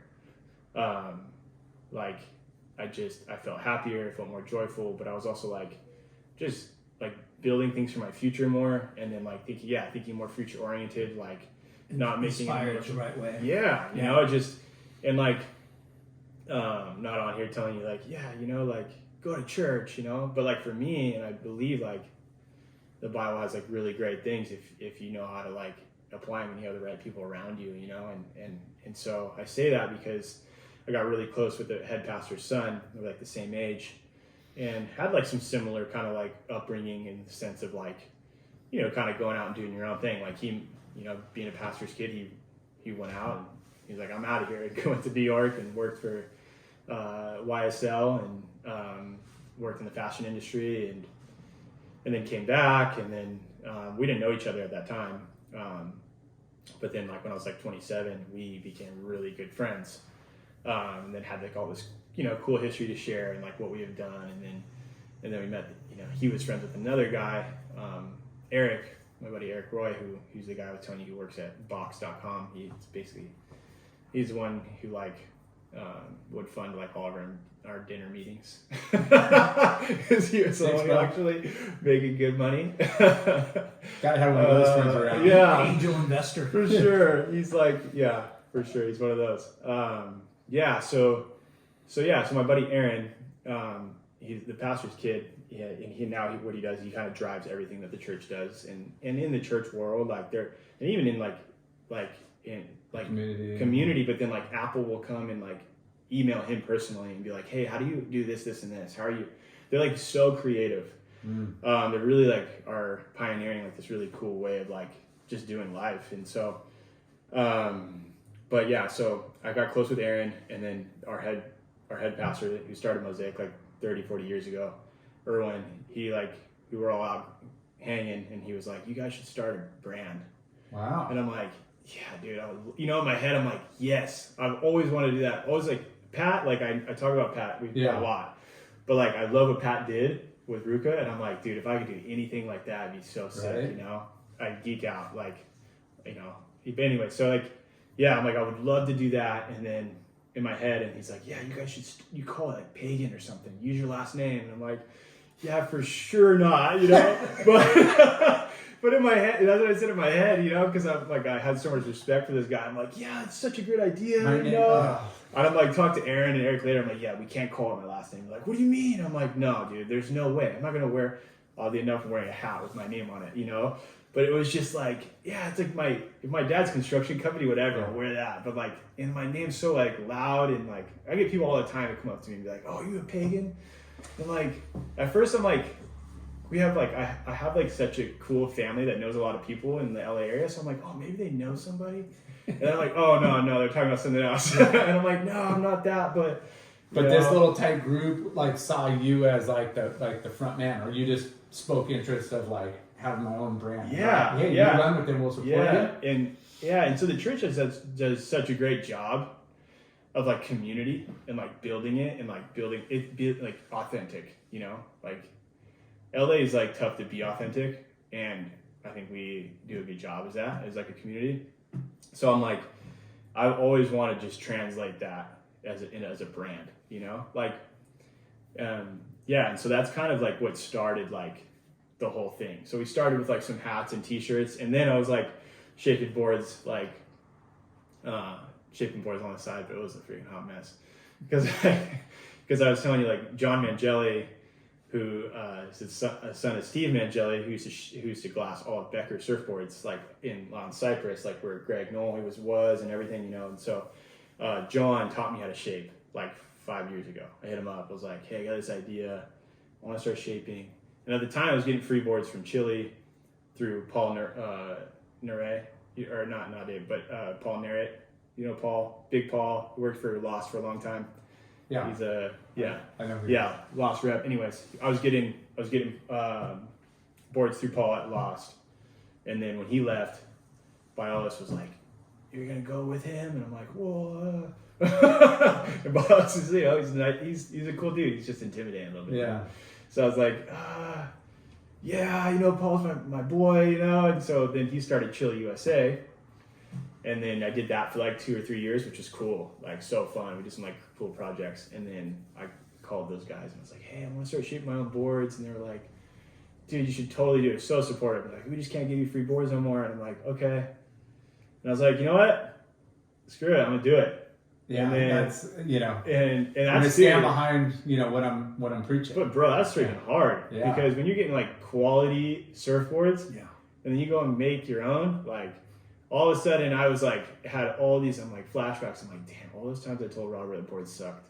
You know, all those times, you know, Yeah, you I was critique like, somebody. shit, these boards suck. Those boards are pretty good, you know? And so I started hand shaping, you know, because I was like, I want the feel. You gotta, basic, learn the fundamentals. Yeah, for sure. And we were talking about it earlier. It's like, it's a, you know, yeah, you could watch videos, you could watch, right. You know, someone could try to teach you, but unless you have a God-given knack for it, you know, like, it's an art, it's craftsmanship. So yeah, totally. Yeah, and I think I got to learn how to use tools a little bit. But my dad kind of protected us from that. You know, I just did it when I needed a side job. Yeah. But yeah, learning the tools was the hardest part. And then learning like wood is one thing. Foam is like the least forgiving thing in the world. So super delicate. You like hit it once and you're like, oh my god, like, I gotta freaking like scrub it. Now it looks freaking sideways, you know, and you're like, what? Like, dude, I wanted 2 1/8. Yeah, not 1 1/8. And you see good shapers coming in, they're flipping around like a top and put it down. They're like, they're not. It's like a doctor when they're delivering a baby. You're like, oh my god, it's so delicate. And they're like throwing it around, smacking it. You're like, when you're around it and you just know, absolutely. They're like, they'll never drop it and get a ding. They're like, So then I was doing that for a couple, like I think I hand shaped maybe 200 boards, and then I was like, okay, I really like surfing. a lot of R&D. I like to surf. I have a full-time job, and like, this is cool, man. I wish I would have started this. Like, there's so many kids, like Grayson Daly, Scott's son, is an incredible artist, and he's a board builder, shaper. He's amazing. You should check out his stuff. You know, he's young. He's like, I think he's 18. His thing's Daily Shapes. And I'm like, cool. To me, I'm like, I encouraged him. Like, I saw him last week, and I was like, yo, dude, just keep doing it. Like, think about like Ryan Lovelace and the guys that are like been hand shaping forever. Like, you started at such a great age. Like, just absorb everything. Like, you have a gift, like you said. You know, it's like. Well, it's a different time now, you know, with the kind of commercialized of the industry and the surfboard manufacturing. And we talk to shapers all the time. We got a local shaper, Barry Vandemeel in Barry V. And we talked about, you know, there's a little bit of a resurgence in like Yeah. shapers and Right. premium. And when we grew up I grew up here in Huntington, there was like 30 shops, surf shops. Yeah. In like a 4-block radius. Yeah, I remember. Yeah. And each shop was its own like brand label. That's true. Yeah, so. yeah. Back then, they didn't really cater to apparel like they did, or Right. accessories. They just didn't have that kind Right. of mindset or the availability of that Yeah. product. Now, you're a great board builder. You got a name, and you could actually create like a really cool like store or destination and help Yeah. promote it. And I think kids are doing that well. Some in Costa Mesa, Yeah. For sure. and Yeah, I mean, Kyle Canelli, yeah, he's got Daydream. Yeah. Like I remember when Kyle rode for Billabong. We were kids. He's a little younger than me, Yeah. It's just cool to see like what he's doing now. It's like full community, Yeah. And then they got semi-tropic wine. Yeah. Yeah, I haven't been there, but I heard it's awesome. we should go do a Follow-up well, not just a follow up, but we should go do like date nights or like with the ladies. Yeah. Yeah, that sounds because it's close. You Yeah. can Uber there. Yeah. So, That's awesome. dudes, I got to wrap this up. Yeah. Got to pick up the kids. But amazing story. Yeah, we're gonna have to Pagan do a take USA, two. Yeah. right? Yeah. Pagan USA. You're making apparel, Yeah. surfboards. Yeah. So we're doing hats and tees, and then we're doing just some kind of we'll do some one-off things here and there, and then surfboards, and then a lot of it is kind of bridged on the whole construction aspect of it, of everything's under construction. A lot of it is we don't want to be tied down to high volume, but at the same time we always want to be able to adapt and pivot. And being in LA, there's a lot of really cool things happening up there too, and there's just that are surf related or unsurf related. There's you could drop a pin in mid city and hit a really cool coffee shop, or this really Metalwood is this really cool golf streetwear brand. Metalwood. Yeah, and they're rad. They're all really good golfers that wanted to create something cool, And so I think for us is we wanted, and I think being a part of the Compton Surf Club at that time, and being in LA and then being a part of Hollywood where the church is, and it just opened up my eyes to see we can't just be a surf brand, but even though I've spent my whole life in it, but I also want to create and that's what goes back to it's what Ruka's been to me, and what I've seen it. Yeah, you can enter all these little know, subcultures and kind of different aspects Right. of your community, which Right. is a melting pot. You Right. know, how do Right. we not be exclusive, but be more inclusive and Yeah. let people in and be Totally. a part of this. Even Yeah. though they're not hardcore surfers. Or Yeah, something. and then at the same time, most of the people that surf in LA all do something else. They're not Yeah. pro surfers. Yeah. They're all Professionals They're- or artists. Or, you work at Google or Microsoft, Yeah. or they're a Yeah. barista, or and I think for us it's okay, how can we create a surf club within our brand that facilitates that and helps people get better and teach etiquette, like you were saying, or but really, or just or have fun, introducing them to the best sport on the planet. for sure, absolutely, it'd change your life, yeah. Okay, well, this guy's. Hey, I gotta go. Dude, thank you guys for having me. Yeah. This dude, is thanks awesome. for Appreciate coming it. down. Pagan USA. How do we? Yeah. What's the handle? How do people find Yeah, just Pagan USA on Instagram. I think it's Pagan_USA, and then PaganUSA.com.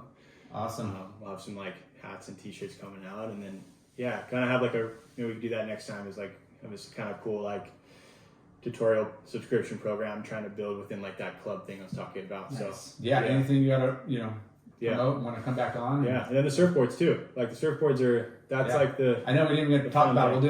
We'll do a little side top conversation about the boards. Yeah, cool. All right, thanks. Peace out. Thanks, Peace. guys. Dude. Killer. You're the man. All right, welcome to the late night show. Late night. Squeeze Chalky. This is the post show. Yeah. He had to run to go get his kids, but he doesn't know anything about surf anyway. So, Wait, is this on or? no, I just had it here. Okay, cool. I could feed him the Killer. the Cool. sound. But no, we got to surf this morning. So you We came did. up from LA. We got Yeah. to surf the little south side little Southside bar, and It's like the Star Bar. it kind of, Yeah. I don't know, it's not that close, but you Yeah. know, it was decent. You Yeah. know, a couple fun ones. It was fun. Thanks for bringing a couple boards. Yeah, thanks for You riding brought 2 twin fins. What, Yeah. what were the names of them? Or Yeah. So the one that's kind of Orange? the one we did a board review on, with Stab on is called the Modern Twin. Okay. So kind of like some elements that I took from just like riding a bunch of like old twin fins, like old, Yeah. like some of, like Dennis Jarvis's old twin fins. I did them in like I rode a couple in like a Quicksilver Spider event years back, Yeah. and then I was like, wow, man, this is fun, you know. And so I wanted to take like some similar like elements, especially in LA. Like our wave quality is even less than what you guys have here, and so it was like, okay, how can we apply like some really simple like things that float well, but that like turn well too. Yeah. And so that's kind of like what the Modern Twin is. And then the other board I brought down is like a little bit more of like a performance driven like twin trailer. I'm trying to make like a pure twin that like, and that's kind of the Modern Twin. And then the twin trailer would be more something that you could ride like Yeah. today, where it was like a little steeper, Yeah. some overhead sections here and there. Yeah, I know. We kind of briefly talked about this. I haven't ridden a twin fin in years, like a true twin. You know, Yeah. like I have these like Yeah. hybrids, and you know, from a quad to thruster. And Right. I do have a performance twin, Yeah. and I do have the Machado twin fins with the little trailer, Yeah, yeah. little stabilizer. Yeah. And even that for me is kind of like I have to retrain the way not retrain, but the way I approach a wave and Right. think, and not push too hard, because I don't know, just the way I grew up is push as hard as you can, Absolutely. like, all the time. You know, when I saw you know? catch that wave, you caught like a set wave today, and I was like, oh, he's gonna lay in. Like this is like OG Jay Larson right here. You know? I got and so excited. and you hit it, and I was like, oh, that was so sick, and then you slid out. Yeah. I was like, oh shoot, well. Yeah, you know, no, it's nothing on. I mean, if I no, the reality, you know, Yeah. board slid out. board You slid know? out, It's for all sure. good. And It happens. You were going fast, so it was cool to see. and that, and Yeah. again, we were surfing the mediocre with some Yeah. little hidden gems out there, but the liveliness, that like the just instant speed, Yeah, and just like the flow, I was like, wow, this is like killer, you know. yeah, I think if the waves were a little bit Yeah. better quality, maybe the outside break to where you have time to Right. kind of like, set rail and groove. I mean, we're in shore break pretty much. for like sure. glorified So it's like shore break. pretty, yeah. So it's kind of not really ideal to kind of go out on a first time twin fin. But I was stoked to, just get the feel. The second board I rode that did have that Yeah. little stabilizer. Yeah, I got a really good, tight pocket turn, came out of it, slid a little bit, but Uh-huh. that's kind of how I wanted back tight side turns Yeah. anyways. And then a little wrap, back to the whitewater. And I'm like, I can just tell, like, few sessions, Yeah. just to kind of know how hard to push, Right. kind of, balance out like the pressure, Yeah. know. But we talk about, Lyndon and I, our guests, we talk about, just where surfing is in general. Mm-hmm. We grew up on pretty much one board, a high Right. performance shortboard, and you Right, rode it and from everything. 1 6 Yeah. to double overhead, Yeah. and that was kind of like you just made it work, and it didn't work all the time No. because of you need different boards for different Right. conditions. But the which makes it great for shapers like you pushing the twin fin, which is definitely kind of prevalent in the industry right Yeah, now. Fun boards, fun shapes. Yeah. And we look and we talk about our quiver now. It's like, when I was in my prime, I'd have a groveler, Uh-huh. and then I'd have like 15 variations of the same shortboard, Right. and then a bunch of mini step ups, and Yeah. and now it's like, okay, I got my groveler, and I got my fish, and I got my mid length, and Yeah. I got my step up, and I got like you look at your quiver, and you could what's the conditions like. Oh, it's kind of hollow. Okay, I'm gonna ride this. Yeah. Oh, it's fat. I'm gonna ride this. Oh, it's overhead. I'm gonna ride this. I just haven't been out there. I'm gonna feel a little sluggish. I'm gonna ride. So it's really great to see like what it generates on the business side if you're a shaper that could kind of cater to all those Yeah. aspects. Because you go into a surf shop and depends on the shop. you know, some of the shops are like, they have 400 boards in Yeah. stock with like a superstore. Yeah. You're gonna find everything, and most often not everybody else is, you know, they have the scaled down version, but you know, you want to have people having fun. Right. You know, how do you have fun? Catch waves, go fast. Yep. Catch waves, go fast. Yeah. And then the faster you go, and I have this conversation with my son. I'm like, you know what? It's like, just And want to go yourself fast. gripping too. You want to just go Yeah. fast. Because if you go fast, the board works better. Yeah. You're having more fun, Totally. you know, and the waves, you know, like Yeah. the waves push back. Yeah. You know, you karate chop it. Yeah. You know? For sure. It's kind of hard, you know, like to teach a kid, you know, it's really hard. Surfing's really hard. And we know that because Yeah, we surf our whole life, but when Yeah. you try to teach, like, you know, somebody Yeah. the nuances and like what you should be doing, Right. you know, Yeah. it's like somebody trying to teach me how to golf, you know. Oh, stick your butt out. Okay, don't break your wrist. Okay, Yeah, like, you know, this, follow, Yeah. you know, it's like your mind's thinking of 100 things. For sure. You know, it's like, oh, I'm never going to get this right. Yeah. This fucking sucks. But no, the board, you know, back to the boards, you know, there's so many cool shapes, you know, refined kind of boards that, you know, came from like the 70s and 80s, sure. you know, even 90s, you know, Yeah. you're seeing some that are maybe Yeah. a little bit more rockered out and the different, you know, outlines and, you know, just the technology is interesting, you know, with what's going in. I think most people are still polyboard, you know, Yeah. polyester. But yeah, like what Slater's doing with like But the 4K plus. yeah, but the Yeah. different spring loaded, you know, Uh-huh. spine tech and whatever Right. else they're doing, Right. super techy. I get lost. I'm like, I just want to get a board. Yeah. I miss glass longs, you know. Yeah. Like, Yes. I'm a little Yeah. old school, but the you know, it's fun, you know. It is fun. Like, you know, and we're all kids at heart, you Yeah. know. Like, I go order a board and I'm just excited to get a new board now Totally. than I See was what it at feels 14. like. How's it gonna work? Yeah. Is Yeah. this going to be the magic? Is this going to be Totally. the gym? Yeah. Or you take it back, and I'm sure you have this because you guys do some like scan, you know, like Yeah. file. So it's Yeah. like, I don't handshake much of it. yeah, and you know, Yeah. it's good to know it, but it's also good. Totally. And we have other shapers that Yeah. here's the computer shape, you know, Yeah. price, and here's the hand shape. And the Yeah. hand shape's only doing a few. It's like Yeah. real, you know, For sure. a little bit more craftsman. Yeah, and absolutely. specialty one-offs, Yeah. which is cool. But yeah, you know, you get that file, you hand the board to the shaper. I want this again. Yeah. You know, and most often than not, yeah, it's going to come pretty close. Yeah. Yeah. The machine technology is pretty insane. Like Yeah. you can pretty much replicate it almost every time. Yeah, but Yeah. then, you know, the shape could be there, but you got to have a great hot coater and glasser and sander totally. and everything else. Yeah. And, you know, I like, you know, reading your side is, you know, like your kind of mission statement and bio Yeah. about like, you know, how you're integrating like all those part of the construction process. Like, Right. hey, you know, we want to make sure that, Yeah. you know, we're hiring the right people that Yeah. know that, you know, because For sure. you know, Yeah. hey, you could save a few bucks, hire somebody that's not as skilled or somebody Yeah. over here. It's like, no, Totally. you can't skip those steps. Yeah, and there's a lot of skilled guys too, you know. And I think for us too, is like I wanted to stay with John and like that whole glass factory just because you know they hired Grayson, they hired like the guy Goose who's like sanding them. Like it's just like a band of brothers that are like they're doing something really cool. Yeah. And I want to be a part of that. And I want to help like You want to learn from to the me, best, like, yeah, but you also want to have room for growth and For like, sure. and to learn. For you sure. know? And I'm like, I want to help because I see how great a work they do and like what they're building. I'm like, cool. The more boards I get, the more it gives to that. If that makes sense, you know? So like the more the harder I work on my orders, the It's more business you're generating business for I them. generate for them. Everybody's happy. Yeah, and then it's facilitating this like really cool thing that's happening in the South Bay in LA. You know, it's like so that part's cool. What other like shapes are you working on?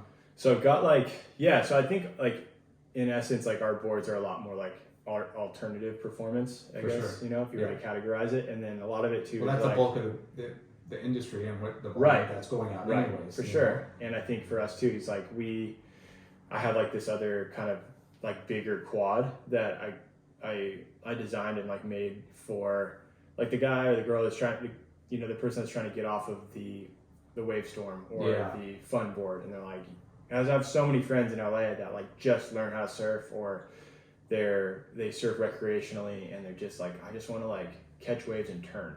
Yeah. And I'm like, cool, but like, I want to be able to ride it too. You know, like I want you to be able to ride it in a few years when you're not going turning. to outgrow it once you learn how to Right. turn. Like it's not just good for going straight. So I've got like this kind of like bigger quad that does that, and that actually probably sells more than the twin. Yeah. And there's just kind of like variations of that twin fin as well. Like, and I think it's been cool too. Is like, I've gotten like a lot of feedback, like Mason Barnes, who like rode that crazy wave in Nazaré. Yeah. Like he's from Chiruka. He's ridden the twin and he loves it. Like Travis Logie, which is pretty special for me because you grew up watching that guy on the world tour, and then he's like out at El Porto like ripping this thing. Yeah. I'm like, what? You know, and little ninja. Yeah, him, and then like a couple of the local kids like Zephyr Wilson, who's his dad was like in like the whole Dogtown era, like and Zephyr rips, and so it's just cool to see the span, you know. And then you have Hunter, and you just see the span of people that are giving me feedback that are liking it, you know. So it's one thing to like shape, but it's another thing to like create something that, because I think for me was like the first goal is like make something you like, you know, right? Make something that have confidence that this is like I put my time in, I'm putting out a good product. And I have the advantage of like I know how to surf, so like, and I've seen a lot of boards and I know what works and what doesn't, so I'm not gonna like BS myself, I guess, you know, like. Well, it's not like not just that, but you found a niche, or you had the sight to like, okay, like there's a big market for this type of shape or surfer that I could gravitate to. You know, they're willing to pay a premium. Right. You know, I'm not trying to get the hot 15 or 20-year-old tour kid that I got to pump out 50 boards for him and lose money. It's not sustainable. You know? Right. Like, I don't get that. I don't know how that's even. Yeah. Right. You know, I'd have to like look at the back end to understand how people can do that. But I know it's possible because, you know, Lost is doing it and Mayhem and. But I mean, a lot of the guys are paying, you know, cost and stuff. That's true. Yeah. That's true.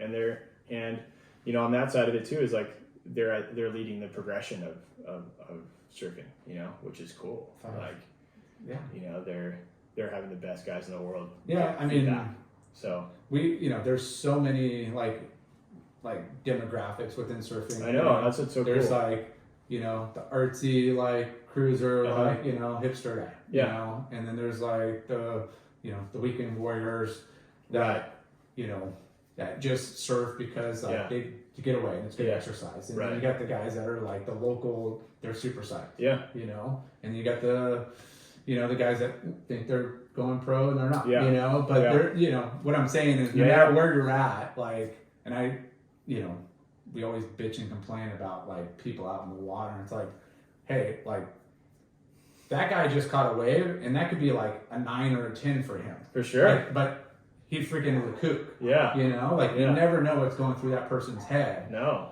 Or why they started surfing. But they could be, you know, they be gliding, stance is too wide, they're off the mark on the board, and they just can't turn. But you know what? Like in their head, they probably thought like, I just killed that wave. Absolutely. You know, so it's like, who are we to judge? You know. But they may be going through something in life. They're like, this is what like saved my life, or I mean, how many times you get out of the water and you're like, that fucking sucked. I'm not doing that. Yeah, pretty low. Pretty low. Yeah. Like really like you got hit by the board or something. Like, you know, you buckled your best board. You know, it's got to be somebody really ran into you or something. It's got to be really rare. Right. But I mean, that's why we do this podcast. I mean, we're just surf nerds. Yeah. You know, and we love it. And the whole point of this is, you know, to keep not just, you know, our selfishness of having our names, you know, in the industry, but it's like we have, like Lynn said, we have so many people we know, and everybody's got cool stories and journeys and stuff, and it's all intertwined, you know, and we just love to promote. And thankfully you guys are doing it, because like I think that's what like our industry needs. You know, you can't just rely on like and like Stab and Surfline, and they're all doing a great job. Yeah. And they have their lanes, you know, but we can't just rely on these like big media companies to like tell the stories, because the stories are like what bind us all together, you know. So like even on my way down, I was like learning things about Greg and Matt Walls and like that whole crew that I'm like, wow, I never even knew that, and I've known these guys my whole life, you know. And I'm like, that's us almost every episode. This is so rad, you know, like, and it, you know, again, it was like intimidating to look at like 3 hours and 15 minutes. I was like, But I was like, I'm excited to go back home right now to LA and drive an hour in traffic and listen to it, the rest of it, you know? Yeah. Because like, again, it's like, yeah, it's those stories that like bind us together and make us, and I mean, inspire us. You know, there's, you know, we talked about, you know, adult learners, and you know, we talked about people that are just getting into it and stuff, but for like the diehard young kids that are doing WSA or NSSAs, and you know, whether they got support with, you know, financially from the family, or they, you know, they're just a freak of nature or whatever, like it's a very, you know, fine line of people that can, you know, make it to that professional level. Absolutely. But that doesn't mean that there isn't a space for you within the industry. No. You know, there's so many people have other talents like yourself. You know, like they could be really handy and stuff, or you could be a good communicator, you could just be a good drawer, marketing, or music, whatever. And you know, if you surround yourself with the right people in the industry you love, like doors are gonna open, and you're gonna be like, hey, I'm in the industry. Yeah, I'm not the kid in the magazine or we say magazines because that's how dated we are. But, you know, like, but there's a lot of you know, space for people, you know, that we need, you know, new blood. We need new energy, new people to come in. And it's hard because you don't want them to be discouraged, like, oh, you know, I didn't get the support or the love, you know? Right. So, I don't know, we talk about the brands, you know, giving back to that younger kid. Of course, you want the marquee athlete, you know, but we want the surf shop kids, you know. Yeah. We want the kids to come in and be a part of that surf shop. Yeah. You know, grow from there, be the cool kid at school, you know, because it's just full circle. Like the reason we promote, you know, all the shops is, you know, they're the ones that support the junior lifeguard program. They're the ones that support the surf team program at the school. They're the ones that donate to the soccer and the softball teams and everybody else. It's, you know, like they're, you know, and it's usually every kid's like first job, or, you know, like where are you going to want to work? Yeah. I want to go work at, you know, the surf shop around the corner, you know? So, you know, and all of that, and that's where we got our brigades, you know? So, you know, we want to make sure that core, you know, business model stays intact. Is, you know, right now it's looking, you know, ugly with everything that's going on in the world. Yeah. But I'm positive. I feel like, you know, with you know, what people can advertise and do and stay, you know, and create their own, you know, like what you're doing. It's like, hey, let's create your own content, create a cool brand, and you know, start local. Yeah. And you win there. You know, you got a solid backbone, and you know, and you could obviously. Be a little bit more nimble and creative, and not have to be so strapped down to like, I'm going to be in a surf shop and that's it. Right. You know? Right. Make or break. Yeah. You right? No, totally. Yeah. I think I listened to a podcast recently with that guy, Simon Sinek. I don't know if you're familiar with him, but he talked about like, he was talking about like humans, like basic intrinsic need is like not feeling alone, you know, like feeling love or feeling like, hey, we're a tribe, we're a community. Yeah. Like, I think like, you know, the surf shops have always, like since the 90s have been, and further back, you know, but from my experience have always been that like sort of like, yeah, we all have the common denominator of surfing, but like we're always doing something together, you know? And I think like now we live in like a time where you can create those communities, not just inside of the surf shop, but then also outside, like, but then it all will tie back, you know, like, and I think like even like me meeting you through Ruka is like, for sure, we wouldn't necessarily see each other, but I knew your values as like a human, but I also knew your values within the industry, you know? So like, if I had any chance to like help, absolutely, I would do something like related into that, you know? Yeah. And I think like vice versa, because like, again, it's like, we're a tribe, we all need each other, but then also at the same time, like we want everybody to succeed. Yeah. You know? And I think we want competition. Yeah. Healthy competition. For sure. It makes you better. Yeah. You know, like whether it's a surf shop or brands going against each other or whatever, or board riders going against each other. Like, like competition's in our nature, and you want good, healthy, strong, you know, competition, right? Because it's just really gonna, you know, push the envelope, and that's an industry, you know. Totally. And I think the kids like coming up that like you know, it's like we were talking to Taj today, like he's working at Surfside. Yeah. He's working at Surfside, and I think that is like one of the great, because like I'm 33 now, and I know I'm surfing like in the last like maybe, you know, probably better shape, but like in the last like 4 years, I've surfed the best I ever have. It's crazy, right? You know, like, yeah. and I look at a kid like Taj, and I'm like, he has so much to do. You know, he has so much time. Yeah. And there's so much he can accomplish, and you know, and I think you can learn so much within working in a surf shop. Yeah. Like the things that he's going to learn there and are so applicable to like outside of this maybe window you have. Like Slater's an anomaly. Like he's kind of a unicorn, but he's also inspiring too. For sure. You know, and so why can't there be more like that? Like why can't there be more 35-year-olds on the world tour? Yeah, I mean, I believe that. But like at the same time, like when you're competing, like I remember traveling the world and competing or going on a surf video trip or whatever, like there's a lot of downtime. Yeah. Like you can juggle things. And I think that that's the coolest part now is like, you know, more so now than ever because you're traveling with a supercomputer. Yeah. You know, it's hooked up to 5G everywhere you go. For sure. You know? And the things you can learn in a surf shop are like second to none, you know, because you're literally watching somebody walk through the doors that has no idea. It's really intimidating also to go into a surf shop, you know, like a core one. Yeah. If you don't know if you don't know how to surf, like think about like walking into like ET. Yeah, or like a core, I don't know, something you don't do, like a core music store. I love ET surf, but I'm just saying like, or Frog House here. You know, it's like, you know, halftime the guys having their shirts on and they're freaking cracking penis jokes and whatever, and then they're like super expertise in everything. They already got your size, like, oh yeah, you're a large short, or you're a freaking, you know, medium, you know, like they already got you number. But it's so rad, you know, when you go into that. And so when you're in that environment, you're working, you see what people gravitate towards. Like, why do you want to walk into ET? It's because there's